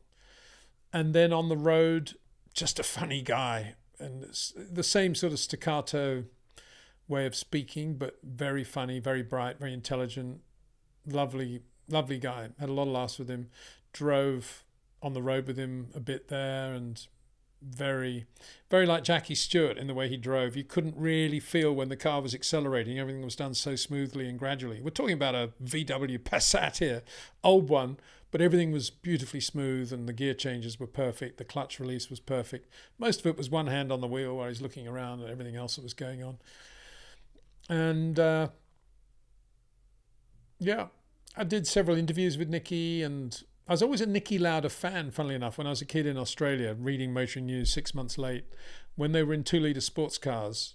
When the 2-litre sports car thing became a big deal, and Helmut Marko was very quick in 2-litre sports cars, as were Jody Scheckter, Ed Swart, all sorts of Joe Bonnier, Brian Redman. It was a great series. And Nicky was the other Austrian doing other stuff. Didn't seem to have quite the same brakes as Helmut Marko. But so I don't know. I was just a Nicky fan rather than a Marko fan. More a Nicky fan. I just liked the whole thing about Niki Lauda. And when after that South African race in '72 that I was talking about earlier, the next race I went to was in England. I came to England, big shock, freezing cold, living in a tiny bedsitter in Bromley, Kent. And not understanding that when you buy frozen peas, they're supposed to live in a fridge, just putting them in the drawer of my room under the cooker. Yeah, good one, Peter. I bought this Suzuki 250 from Chris Craft, which I'd read about in a magazine, just rang Chris Craft. He said, oh, yeah, it's for sale, come buy it. So I bought that. That's how I got around on this bike. And anyway, then the first race I went to was Mallory Park Formula 2. It seems incredible now when I mention it, but, you know, Ronnie Peterson, Niki Lauda, Carlos Reutemann, and so it went on. Just basically a Formula 1 race, and they're all in Formula 2 cars, all beautifully lined up in the paddock. The STP marches, all red. And there was Niki Lauda, and he was really quick. He didn't do well in Formula 1 that year, because it was the March 721X, that ridiculous car with the gearbox in front of the final drive, and very, very difficult. Talk about low polar moment of inertia. The thing was impossible. But in Formula 2, he was right there. Jean-Pierre Jarier won the race from memory, but no, Dave Morgan won the race on old Firestones in an old Brabham. There's another one of my heroes for a long time, Dave Morgan, good Formula 3 driver. And but Nicky was quick that day, I remember, in the STP March. And I thought, wow, what a cool guy. And we became good friends. You know, BRM, I was always going up to chat to him every race. And then when he went to Ferrari, I was good mates with Luca Montezemolo and Nicky at that time. Not to the point where I'd hang out at their house or anything like that, but certainly at races, it was, Nicky, how you doing? What's going on? Yeah, very good. Lovely guy. So would Nicky have changed things? I doubt it. I think he... Otmio Parker says, we don't care about questions on the screen. It's Peter Windsor. I think that's a compliment, but thank you very much, Otmio, if that's what you mean. Timio, sorry. Vidor, wow, isn't it interesting? Vidor Hallgrimsson. What team deserves Sainz? It seems like Ferrari is the right match for Sainz and for Ferrari. No other team that deserves him seems to need someone as good as he is. What do you think? Yeah, well, it is. That's a complete mess, isn't it? He belongs at Ferrari. That's where he should be. There's nowhere better for Carlos Sainz than Ferrari. Everywhere, every other option is worse. Goes to Red Bull, he's got the whole Max thing alongside him. Goes to Mercedes, he's got the George thing, and anyway, it'll only be for 1 year because of the great Kimi. What else is there? You know, he's not going to replace Fernando at Aston Martin, and McLaren are locked in. So it's only Audi then, and that means driving a Sauber for 12 months. It's completely wrong. I think Liberty should step in and rescind everything. Go back to square one. Lewis, back to Mercedes. Carlos, stay at Ferrari. Let's see what's going to happen. I don't know. Lewis, I don't know what Lewis must be thinking now. He must be feeling a bit sheepish, thinking, this guy's pretty good, isn't he? I'm taking his place. No, Lewis is self-confident enough to know that he's going to have a lot of fun there and enjoy himself, which is what he deserves, I guess, at this stage of his career. You can't blame Lewis for going there and taking up the option if they offer it to him. It's just a really difficult situation for Ferrari. It'd be quite funny if Carlos just dominates the year, dominates Charles every race. Imagine the Italian Tifosi by the time they get to Monza. They're going to be very upset. I wonder what reception Lewis will get. They'll probably all love him, I would imagine. Right. Next question. I've got a thing going on here with the internet connection starting to look as if it's freezing. I don't know if that's what it's like for you guys. Do I dare press this thing? I'm going to see what happens.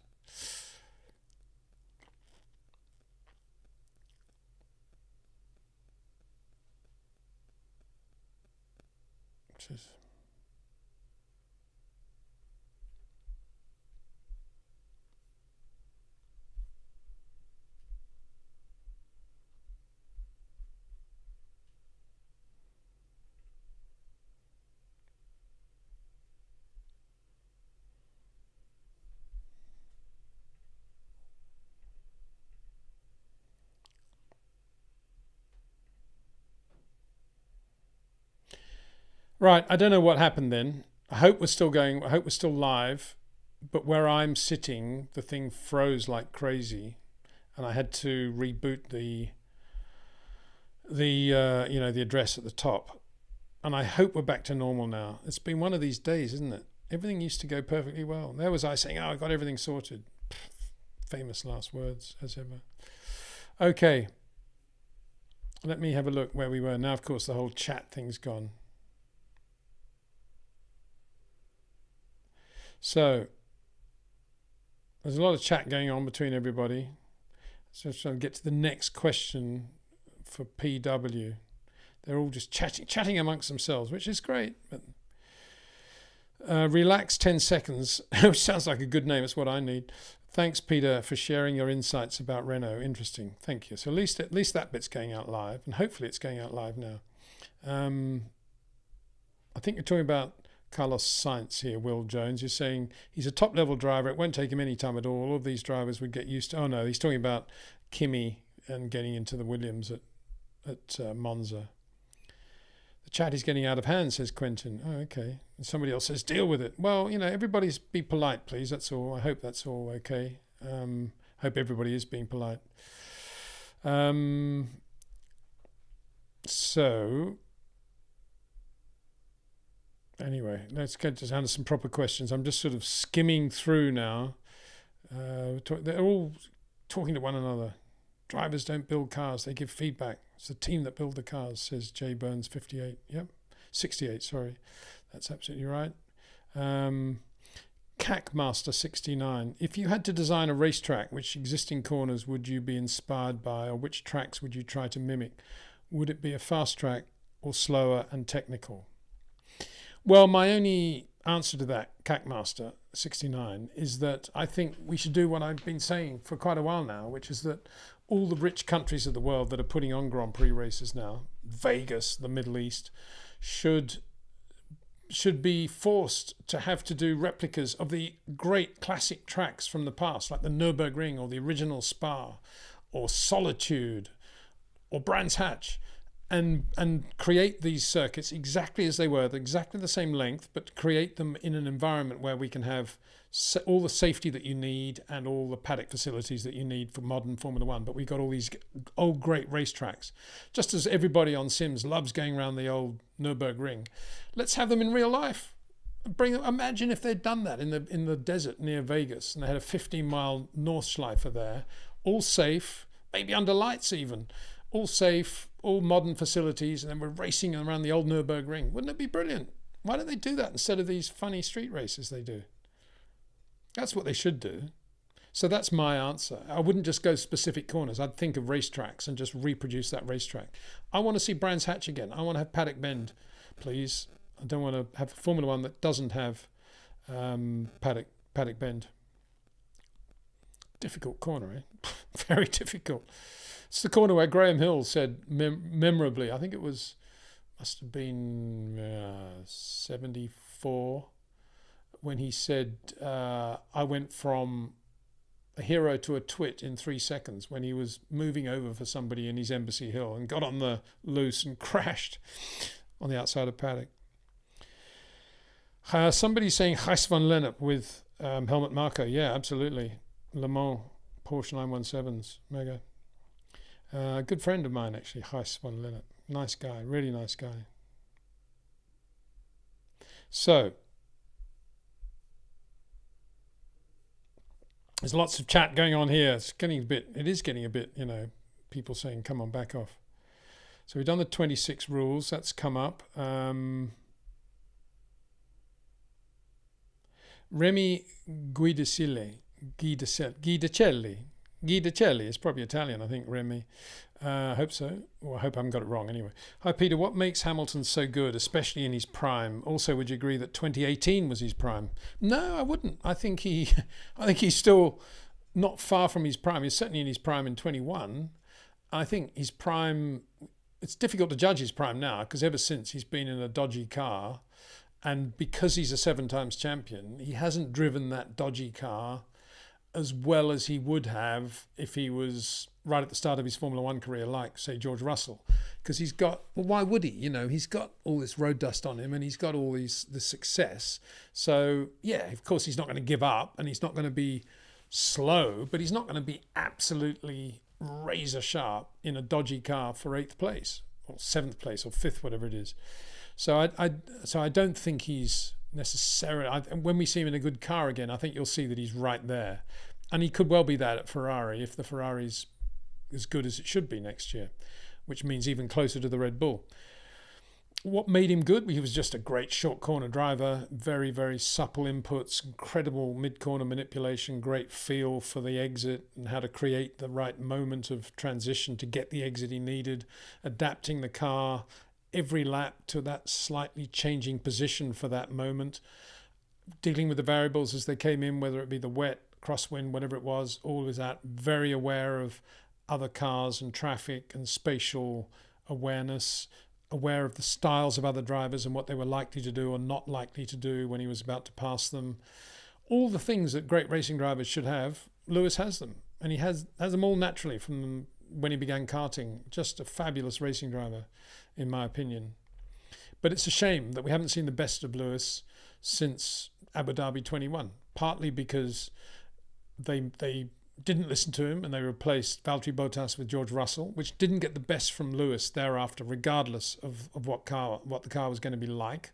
Because like Max and like any great driver, he wants a driver in the other car who's not going to be requiring him to be looking over his shoulder to see what he's up to. He just allows him to focus on his job. That George isn't that driver. He's quick enough to be disconcerting.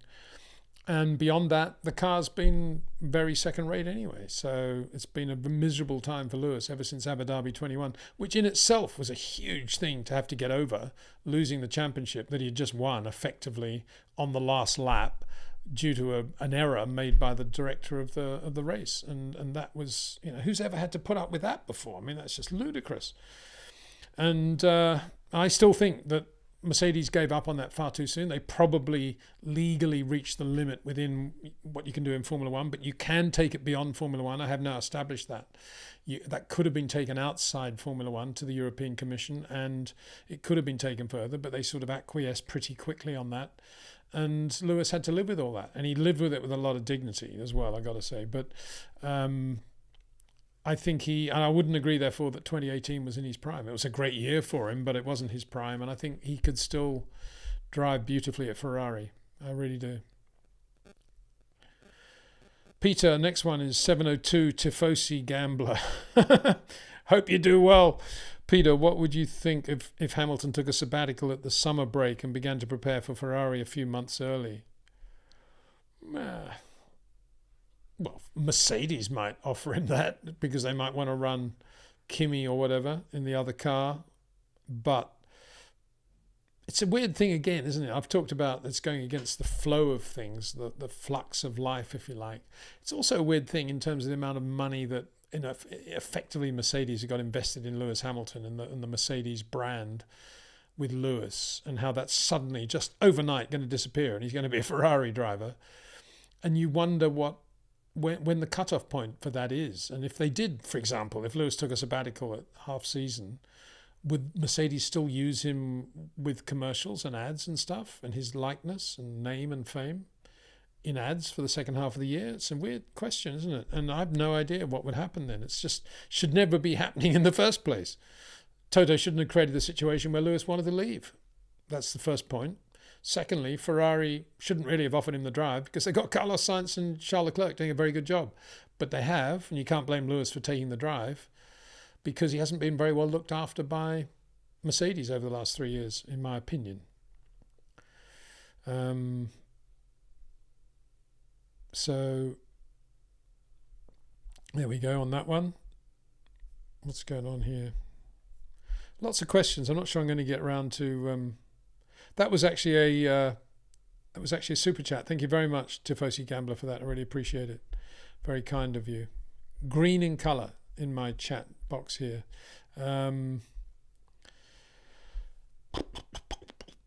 Let's do this thing. Okay, here we go. There's a lot of chat here. Mallory Tolman, a year out of Formula One didn't work out so well for Danny Ricciardo. I'd hate to see it happen to Sainz, even if my reasoning is basically superstition alone. Yeah, it wouldn't be good for Sainz to sit out a year, that's for sure. He doesn't need that at this stage of his career. Daniel Ricciardo is a different thing. He chose to do that, and he could have stayed at Red Bull. And when he turned his back on that drive at Red Bull, albeit the car next to Max Verstappen in the garage, but nonetheless, arguably the second best drive in Formula One, certainly the best team, best car. When you walk away from all that, when you work so hard to get to that point, to go to a mid-range team for money because you don't really want to get beaten by Max, that eats away at you, and it eats away at your whole reason for being a racing driver. And I think that's sadly what happened with Daniel. Yeah, he won Monza, but hasn't been a happy time really since then, has it? So still live. Good. Thank you very much. Yes, you are. No interruptions. Oh, well, I had a big interruption there. Sorry about that. Thank you. It's kind of discombobulating because I'm looking at two things here. One of them's slightly delayed, and it's the YouTube channel, and it just went round and round in a circle doing nothing. So I've done the thing about the racetracks.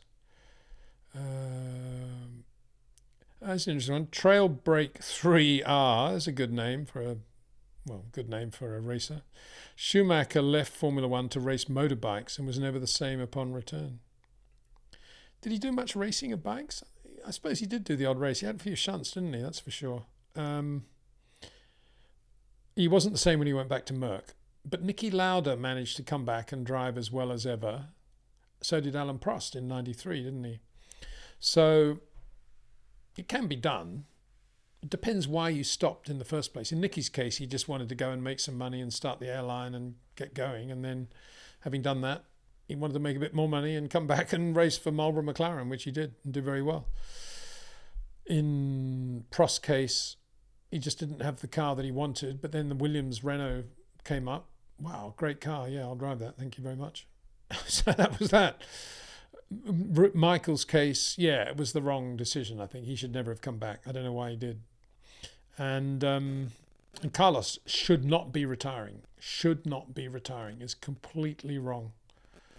And he shouldn't be in that position. I don't think he will be. I don't think he'd even think about it. But it's terrible that he's even got to agonize over what team to drive for.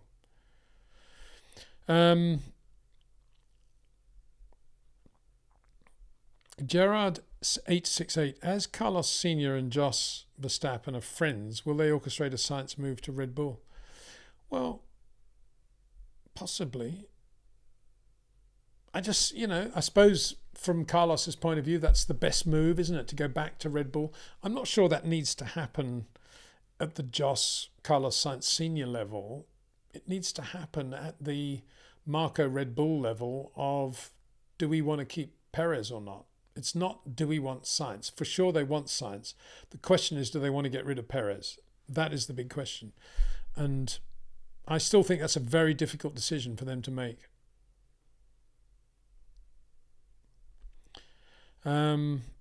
Patrick Murray, who do you think are the drivers' Formula One heroes, who they idolise and who they drive like? Lewis has said Senna, but now he and Fernando have been around for so long that half the grid grew up watching them.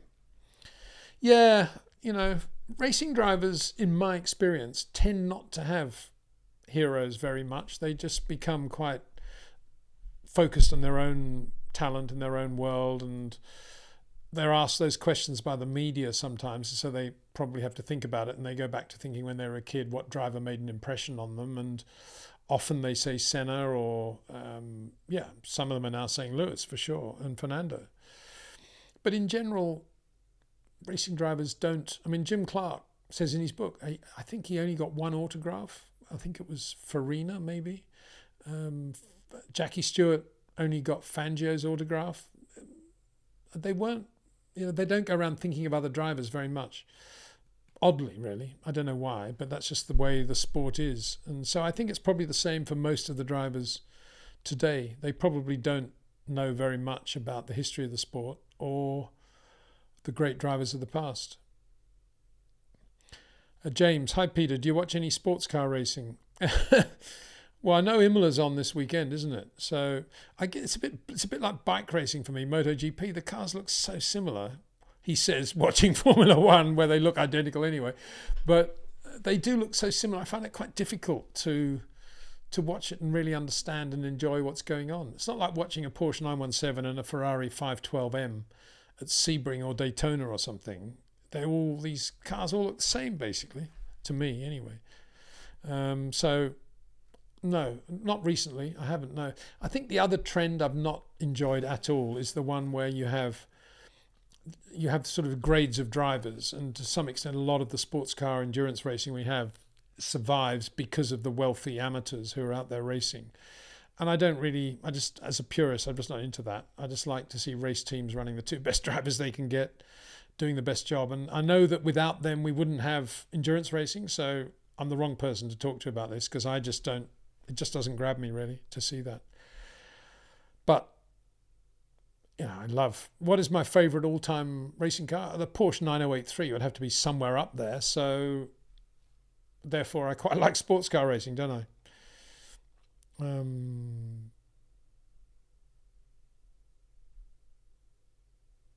Will Jones. This is a rather odd question, I think, Will. I'm not in any way decrying, sorry, the question. I'm just saying it's a rather odd subject that I've got to try and deal with. Peter, what do you think about bringing about a virtual death via forced retirement for crashes over certain G-forces or accumulated G-forces from crashing? Thanks for the stream.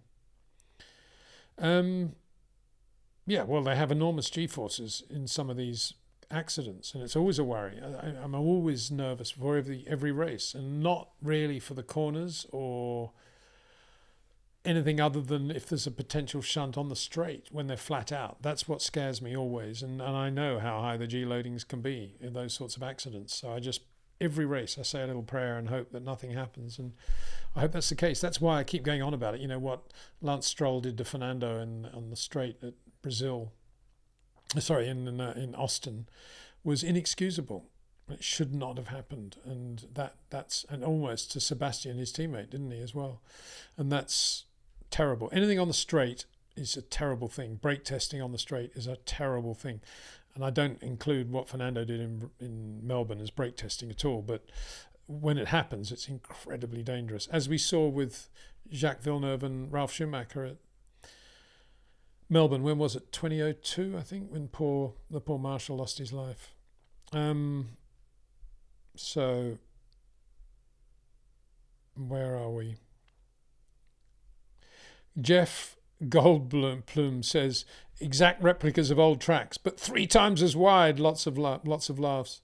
Well, yeah, maybe 2 times as wide, because they were pretty narrow, weren't they? But we don't want to make it too easy for them and have them 3 times as wide. I don't mind having runoff area, that's fine, but let's keep the tracks more or less difficult. Peter McNooks Lee, do you think Andretti could buy Red Bull Visa cash more than Alpine Motor? Well, yeah, I think all those teams are for sale. But the problem for Michael, it's not the problem, the question for Michael is that if he's got the money to buy any of those franchises, and they're all for sale, I'd say Haas, just to repeat the point, I think Haas, Visa Cash App, Renault, and probably Aston Martin are all for sale at the right price. The question for Michael Andretti is that right price, and whether or not, if he's got a certain amount of money, let's say it's $1 billion, whether he'd want to blow 600 million of that billion just buying the franchise, leaving him only 400 million to do the team. Wouldn't it be better for him to spend that 1 billion doing a team from scratch? Isn't that the case? And the one solution that Liberty could come up with, or the FIA, I suppose, but Liberty, I guess, more in control of the finances, that they could come up with would be to make the cake sufficiently bigger so that any loss that all the current teams suffered was mitigated by the increased income. But even if he did that, all the teams would say, no, we want more money, and we still want to keep the same slice of the cake. So it still wouldn't help, really. I still think it'd be the same problem. The way Formula One has been allowed to go, out of control, really, in terms of franchising and the money, it's very difficult now for a team to come in and do anything other than buy an existing one. And then you're buying all the errors and all the debt and all the rubbish with a team like, I'm not saying Alpine have got debt, but I mean, you're buying a lot of negative things, obviously, because the team's not going very well. We all know that. And you're paying a fortune for the franchise. And then you got to start from scratch after that. That's what makes it all so expensive and so difficult. Velvet Volto says, street circuits ruin Formula One. They're a spectacle, but not a sport. Well, I think some of the new breed of street circuits, I wouldn't say that was Monaco does that. I don't think Baku does. I think Baku's quite good. And Singapore's quite good. But I think the rash of new ones we could certainly revise. So, hello, Peter. This is Plug. Have you talked about the rumours concerning the 26 regulations? Yeah, I've talked about them as far as I know, that they're still talking about trying to make the cars lighter, more agile, smaller, and they haven't finished drawing up the regulations yet. We know that the power units are going to be 50% electrified. We know there's going to be some big batteries and heavy batteries in there, so there's a lot of thought going into that as well. So, Borga Acosta de Viceno. Thoughts on Toto? I feel the guy is showing his true colours on defeat. Going delusional. No comment. Michael Lawless. Do you think Helmut Marko still has the driver lineup control he used to? Yeah, absolutely. As long as he's working for Red Bull, for sure he does. Because they're the guys that make the decisions on that and pay the money. Christian Horner can say, okay, I want to get rid of Sergio Perez and have Carlos Sainz back at Red Bull. I want him alongside Max. And if Helmut Marko wants to keep Sergio Perez, because he's almost as good as Carlos in many ways and brings a bit of money to the team and he knows the team and they don't want to have to go through learning curves again, I would say Helmut Marko would win that battle, not Christian. You're most welcome is the next question. Hi, Peter. If we have to endure synthetic changes to racing to generate action, sprints, DRS, etc., why can't the cost cap be removed? It just bakes in the status quo for season after season. Well, very good point. Welcome to the anti-cost cap brigade club. I should be the founding member and you can join my club because I think absolutely right. I think a cost cap is a complete waste of time. And waste of money, actually, for that matter, given the amount of money that is wasted on things not controlled by the cost cap. And also by the spectacle we're now losing, as you correctly say, by not allowing teams like Ferrari and Mercedes just to build lots of different cars to see if they can build a car as good as a Red Bull, no expense spared, which is what Formula One used to be all about, all that amazing technology happening incredibly quickly. But we can't do that anymore, cost cap. So that's why we're locked into this situation. Michael Lawler says, does Mercedes need to call Ross Brawn? I know he's not Newey, but a holistic engineer manager to help design philosophy. Well, they could do worse. I mean, that team was very much, a Ross Brawn deal, and Toto came in when it was going well and has done a pretty good job, I guess, if you take the full period of time. But Ross Brawn should take the credit for how good that team is today, even now, and the way he set it up. So, yeah, I can't imagine it would be a backward step to have Ross back, but I can't imagine Ross would want to do that at this stage of his life. I think it'd been there, done that. Wouldn't that be the answer? Brandon Hollis. Hi, Peter. Can you share your thoughts on Bruce McLaren? What was he like as a racer? Yeah. We don't talk about Bruce as a racer very much, do we? I was lucky enough to see him drive at Warwick Farm in '64, which was one of the first single-seater races he had with his own team, Bruce McLaren Motor Racing Limited, I think. And it was in that lovely Formula 2 Cooper with the big 2.5 litre Climax engine in the back. Sadly, that's the car in which Timmy Mayer lost his life at Longford in '64. But Bruce was in that car. I saw him driving at Warwick Farm. Memories of Bruce that day, blue Dunlop overalls flapping in the breeze on his arms, Bell Magnum helmet with no peak, and that's sort of going up with the turbulence from the cockpit, and his goggles here, a bit of a gap between the goggles and the top of the helmet, a bit of hair sticking down, a little bit messy actually, not the Bruce that you would normally picture, and a bit cramped in the cockpit as well, but very, what was he? I certainly wouldn't have said he was a short corner driver. Pretty reflexy, pretty good car control, very good car control, and quite aggressive, going for gaps. Actually, I saw him have a spin. I'm lying. I saw him in the 63 Australian Grand Prix at Warwick Farm. I saw him have a spin coming out of Creek Corner in the Cooper. Lovely low-line Cooper that he was in. So that was 63, 64, 65 when the car was white with a green stripe on the nose. I took a picture of him sitting in that car, drinking a bottle of orange Fanta, wearing Ian Young spec sunglasses, the one which just sort of covered your eyes and very thin wire here, wearing a big sun hat, and went up to him afterwards and got him to sign my autograph book in a green pen.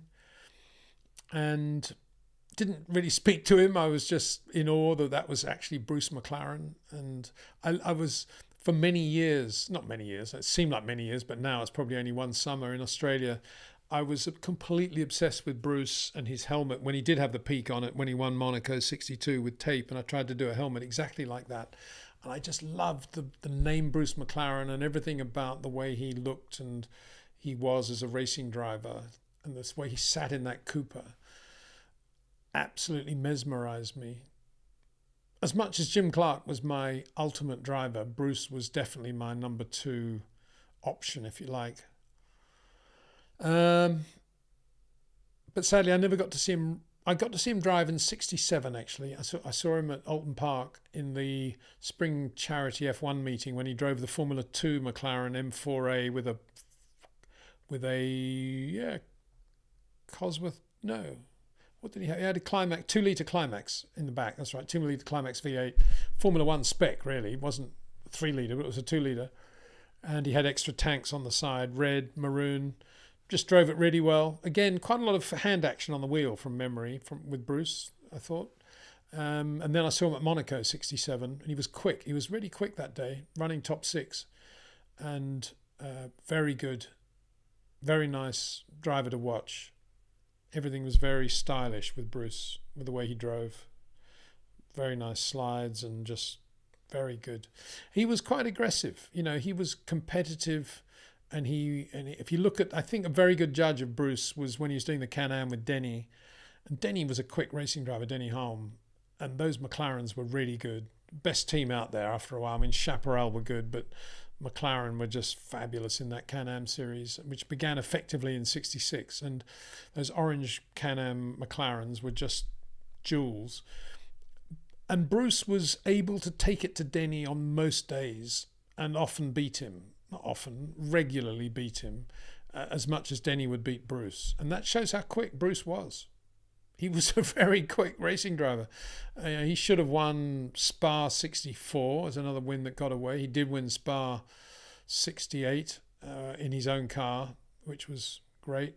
And his win in the Cooper in 59 was, well, he was just almost there with Jack, wasn't he? He was just really good in 59 and 60.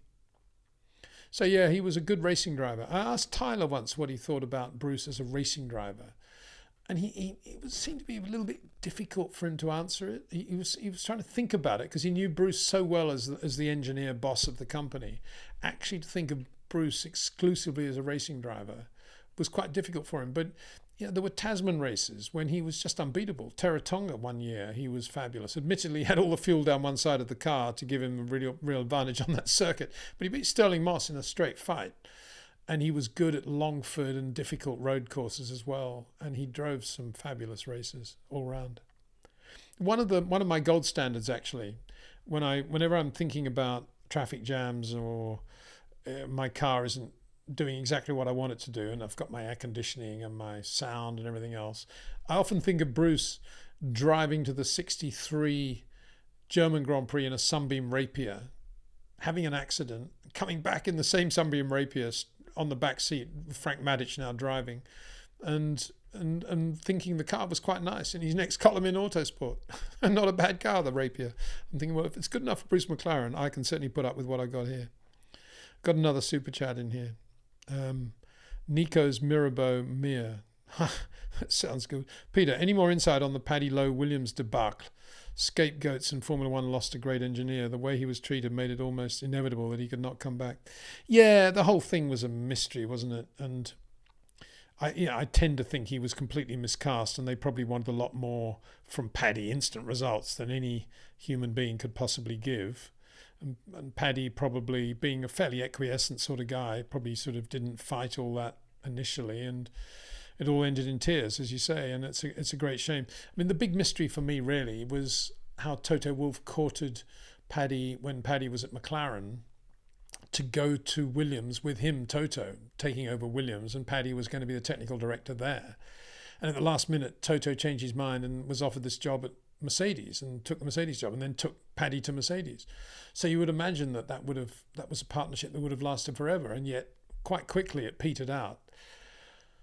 Yeah, they say that there was only room for one on the pit wall, I guess, is the way to phrase it. So who knows really what happened, but it was not a good thing.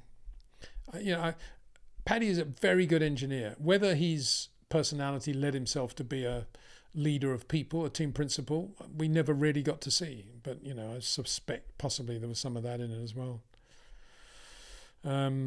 Question about Lewis taking a sabbatical at some break was also a super chat. Thank you very much. So actually where I'm at now is more or less where I was. I can't believe it. This chat thing's actually working for a change. So Bruce McLaren, there we go. Helmut Marko looks creepy. Well, yeah, give him a break. I mean, he did lose an eye in the 72 French Grand Prix. I was there. Stones everywhere. And it just came up on the opening lap, I think. And the stone just came up from the front wheel. He didn't put a wheel on the dirt or anything like that. It just came up on the track and just punctured his visor and straight into his eye and took his eye out. So we shouldn't be too critical of Helmut Marko's looks. Thank you.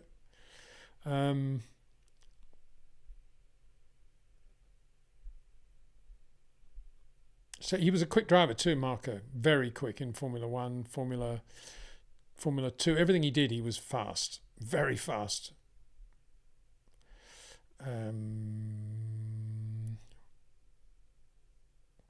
Chris Block. I saw an interview with James Vowles and was super impressed with him. Do you think Williams has a chance of getting a couple of cars to score points at some time?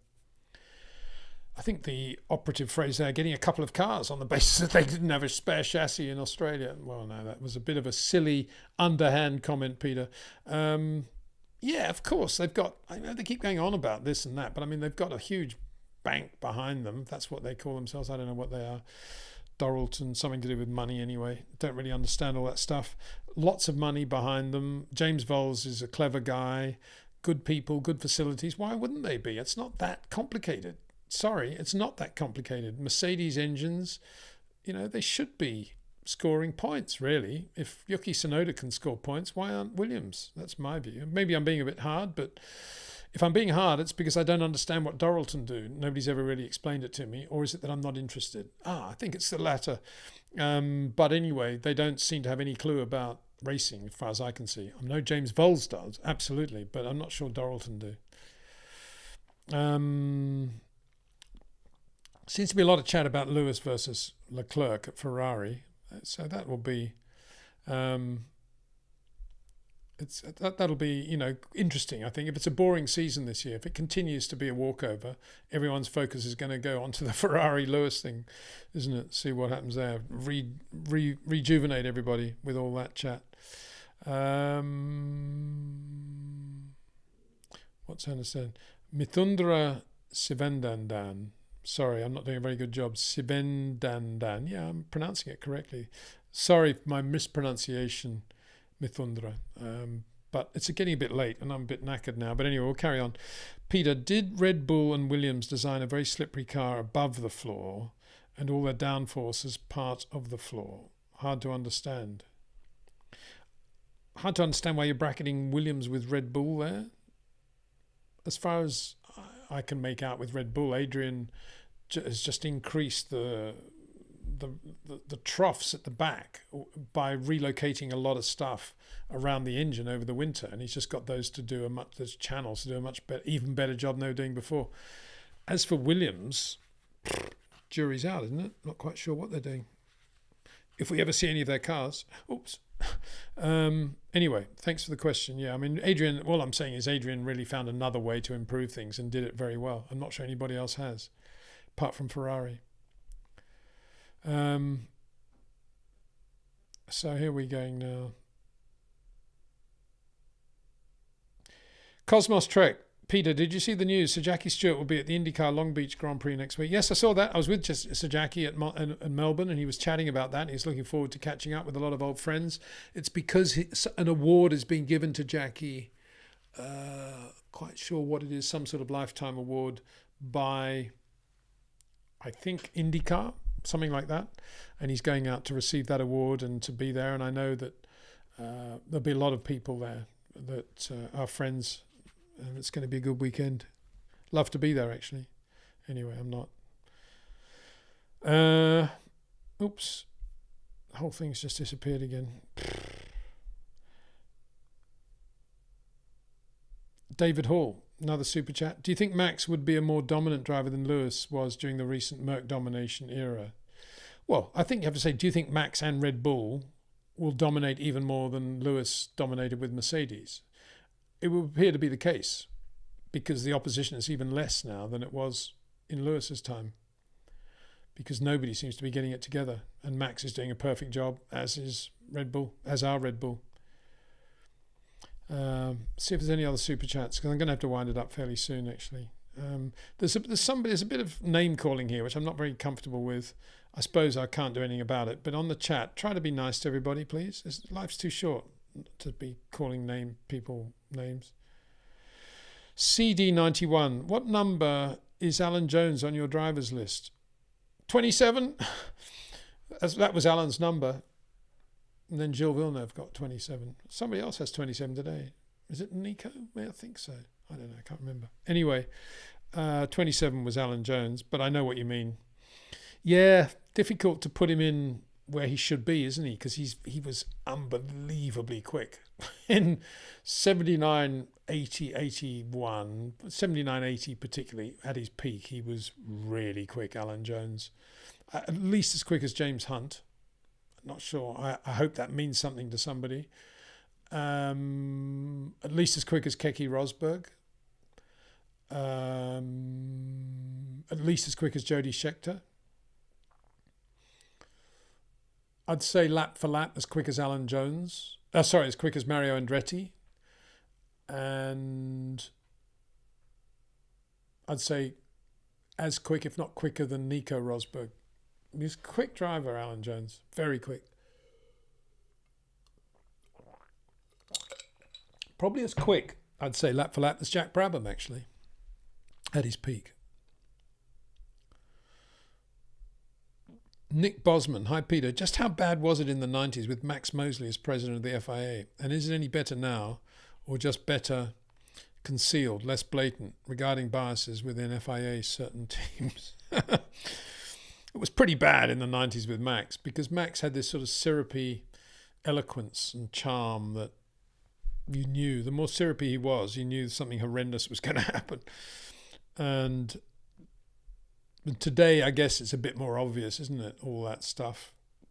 I don't have a lot of respect, really, for any of it. And Max was just in a double act with Bernie. Regardless of what anybody else says, I will tell you now, Max was always in a double act with Bernie and wouldn't blow his nose without Bernie's permission. So it was a double act. And you knew that if Max was saying this, Bernie's probably saying the opposite, and it was rigged that way. And if Max was making a fuss about this, Bernie was going to just make a fuss about that. And it was all happening at the same time to cause distractions. And so it went on. It was quite difficult keeping up with it all. But I think Max he should take credit for a lot of things. I mean, he definitely kick-started the safety revolution. Even before Ayrton's accident, he was doing a lot of good stuff on crash testing and road safety, and really getting into it in a good way. Not convinced that the whole way the FIA was sold out, the commercial rights, for 99 years. I'm not sure that was a great thing. At the time, everybody thought, oh, well, it seems like a lot of money. 100 million, I think it was, wasn't it? But, looking back now, I mean, when Todd took over, there didn't seem to be any money at the FIA at all, as far as I can make out. Today, I don't know. I better not say anything about today, really. I think I better say no comment there. That's all I can say. Thank you. Carl Gievers, Peter, do all the drivers have motivation behavioural sports psychologists as part of their retinue, or do some do without? Don't know. I can't imagine any of them do they? I can't think of anything worse than having a motivational behavioural sports psychologist telling you what to do if you're a racing driver. I don't know. I can't answer that. I've never asked anybody that question because I'm not interested in it all. I'm interested in racing drivers that drive the car very well, and if they don't have enough brain power to be able to think rationally and logically about the strategy and their own emotions and how to race, then they're expending too much on driving the car on reflexes, and they need to spend more time with Rob Wilson getting the structure right so they can actually free up some of their brain power. That's what I think. So, in that sense, Rob Wilson is probably the greatest behavioural sports psychologist in the world, because he knows how to make a driver get the best from himself in a racing car and put a structure to the lap that allows him to free up his brain. That's what Rob does. So I can't say any more. Mattia Topio, you've talked plenty about Max's driving style. Can you give a brief analysis of how Leclerc drives, especially in qualifying? Yeah, I don't think Leclerc has a very similar natural base as Max as a driver. Very, very similar. He has the same touch and the same feel and the same approach to corners and the same manipulation. But unlike Max, he hasn't had as many years driving with an engineer like Adrian Newey in harness with his brain in a car that is allowing him to experiment and do things that Max has been able to do. And he's been under more pressure because it's Ferrari, and he's in the spotlight more because it's Ferrari, and every millisecond he's out in the car, they're looking at everything and what's happening, what's going on. And so he hasn't developed as much of his talent as Max has developed his. And I think that's showing at the moment in qualifying, when he's not doing as good a job as Sainz, let alone Max, of managing the tyres over the qualifying lap. He's just flat out. And at the moment, the last two races, the tyres have given up on him basically halfway through the lap. And that doesn't happen at Red Bull, because they get on top of that situation very quickly. Not only Max, but Max with his experience now probably can do it on his own, but they've got all the backup there to make that happen.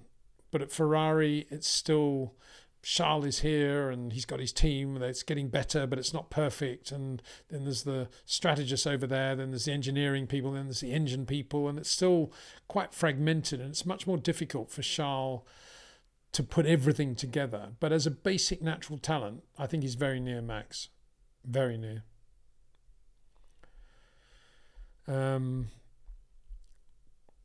Wow, a couple more questions, and it's 20 to 12 here. I'm going to have to pass out in a second. So we've got a question here from Rob Stein. He says, instead of recreating the great old tracks in Vegas or in the oil sands, how about Formula One actually racing at these classic circuits? Yes, run off 60-foot fences. Blah, blah. Well, yeah. Nice idea, ain't going to happen, sadly. We don't need... Adrian Cheng says we don't need DRS or refueling. Let's hear it for Adrian Cheng. 100% agree with you. What else have we got here?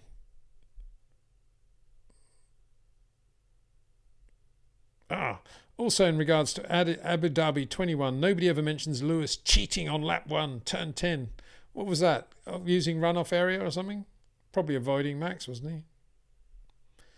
I don't think cheating is the right word. Final question. Trying to find a good final question. America's Choice. He's actually replying to Adrian Cheng. Mansell was also incredibly strong, and that mattered when the steering in those days was not assisted. Just watch the outside pass in Mexico. Yeah, but he was incredibly strong, Nigel. Had a very thick steering wheel rim like that. Nelson Piquet was half the thickness. Nigel needed a really thick one. Actually broke the rim on his Momo wheel at Spa in '85, going through Pouhon. snap. Not a good thing to happen. Kimi had a steering wheel failure in one of his first races in the Sauber as well at Imola. But having said all of that, Nigel, although his grip was firm, his touch was very, very fine. And it was the touch of a great driver. Everything was fingertippy, but it was tight. But the way he drove the car was as if he was fingertippy. And that was one of the great things about Nigel that people never understood. Very firm handshake, but incredibly soft touch in everything he did in the car, or indeed on the golf course as well. But let's talk about motor racing. In the car, everything was delicate, everything was beautiful. And I was reading an old document that I came across today, which was to do with a report from Renault back to us at Williams in 91, which was on my desk, about we had a problem with the potentiometer on Nigel's car in the 91 Monaco Grand Prix, which he didn't win, obviously, and had the fuel was very lean, much leaner than it should have been, the fuel mixture. And Renault are saying, we've been looking at it, we're completely astonished that Nigel could drive the race that he did and was as quick as he was, given how lean the fuel mixture was and how undrivable that engine would have been at low revs out of slow corners. We cannot believe how Nigel did that. And that was classic Nigel. Incredible sensitivity to things like that and just adapting straight away. Jim Clark-like. And that was Nigel. Yes, strong guy, beefy guy. Wouldn't want to meet him in a dark alley, that is for sure. But at the same time, very, very sensitive, very supple. And I don't think many people understood that. So this is one super chat. Peter, thanks for all the cold edge of your intellect cutting through the BS and our own ignorance. That's not true. You guys ask great questions, however feverish. The warmth of your passions aglow, bringing your inside stories to life. Question 2 to come. I hope I can find that. Let's see if I can do it. Is it this one? It's the same one. I can't actually find question 2 on here now. It's probably my inept stupidity having said all that stuff, but very kind of you to say that. Thank you very much. Yeah.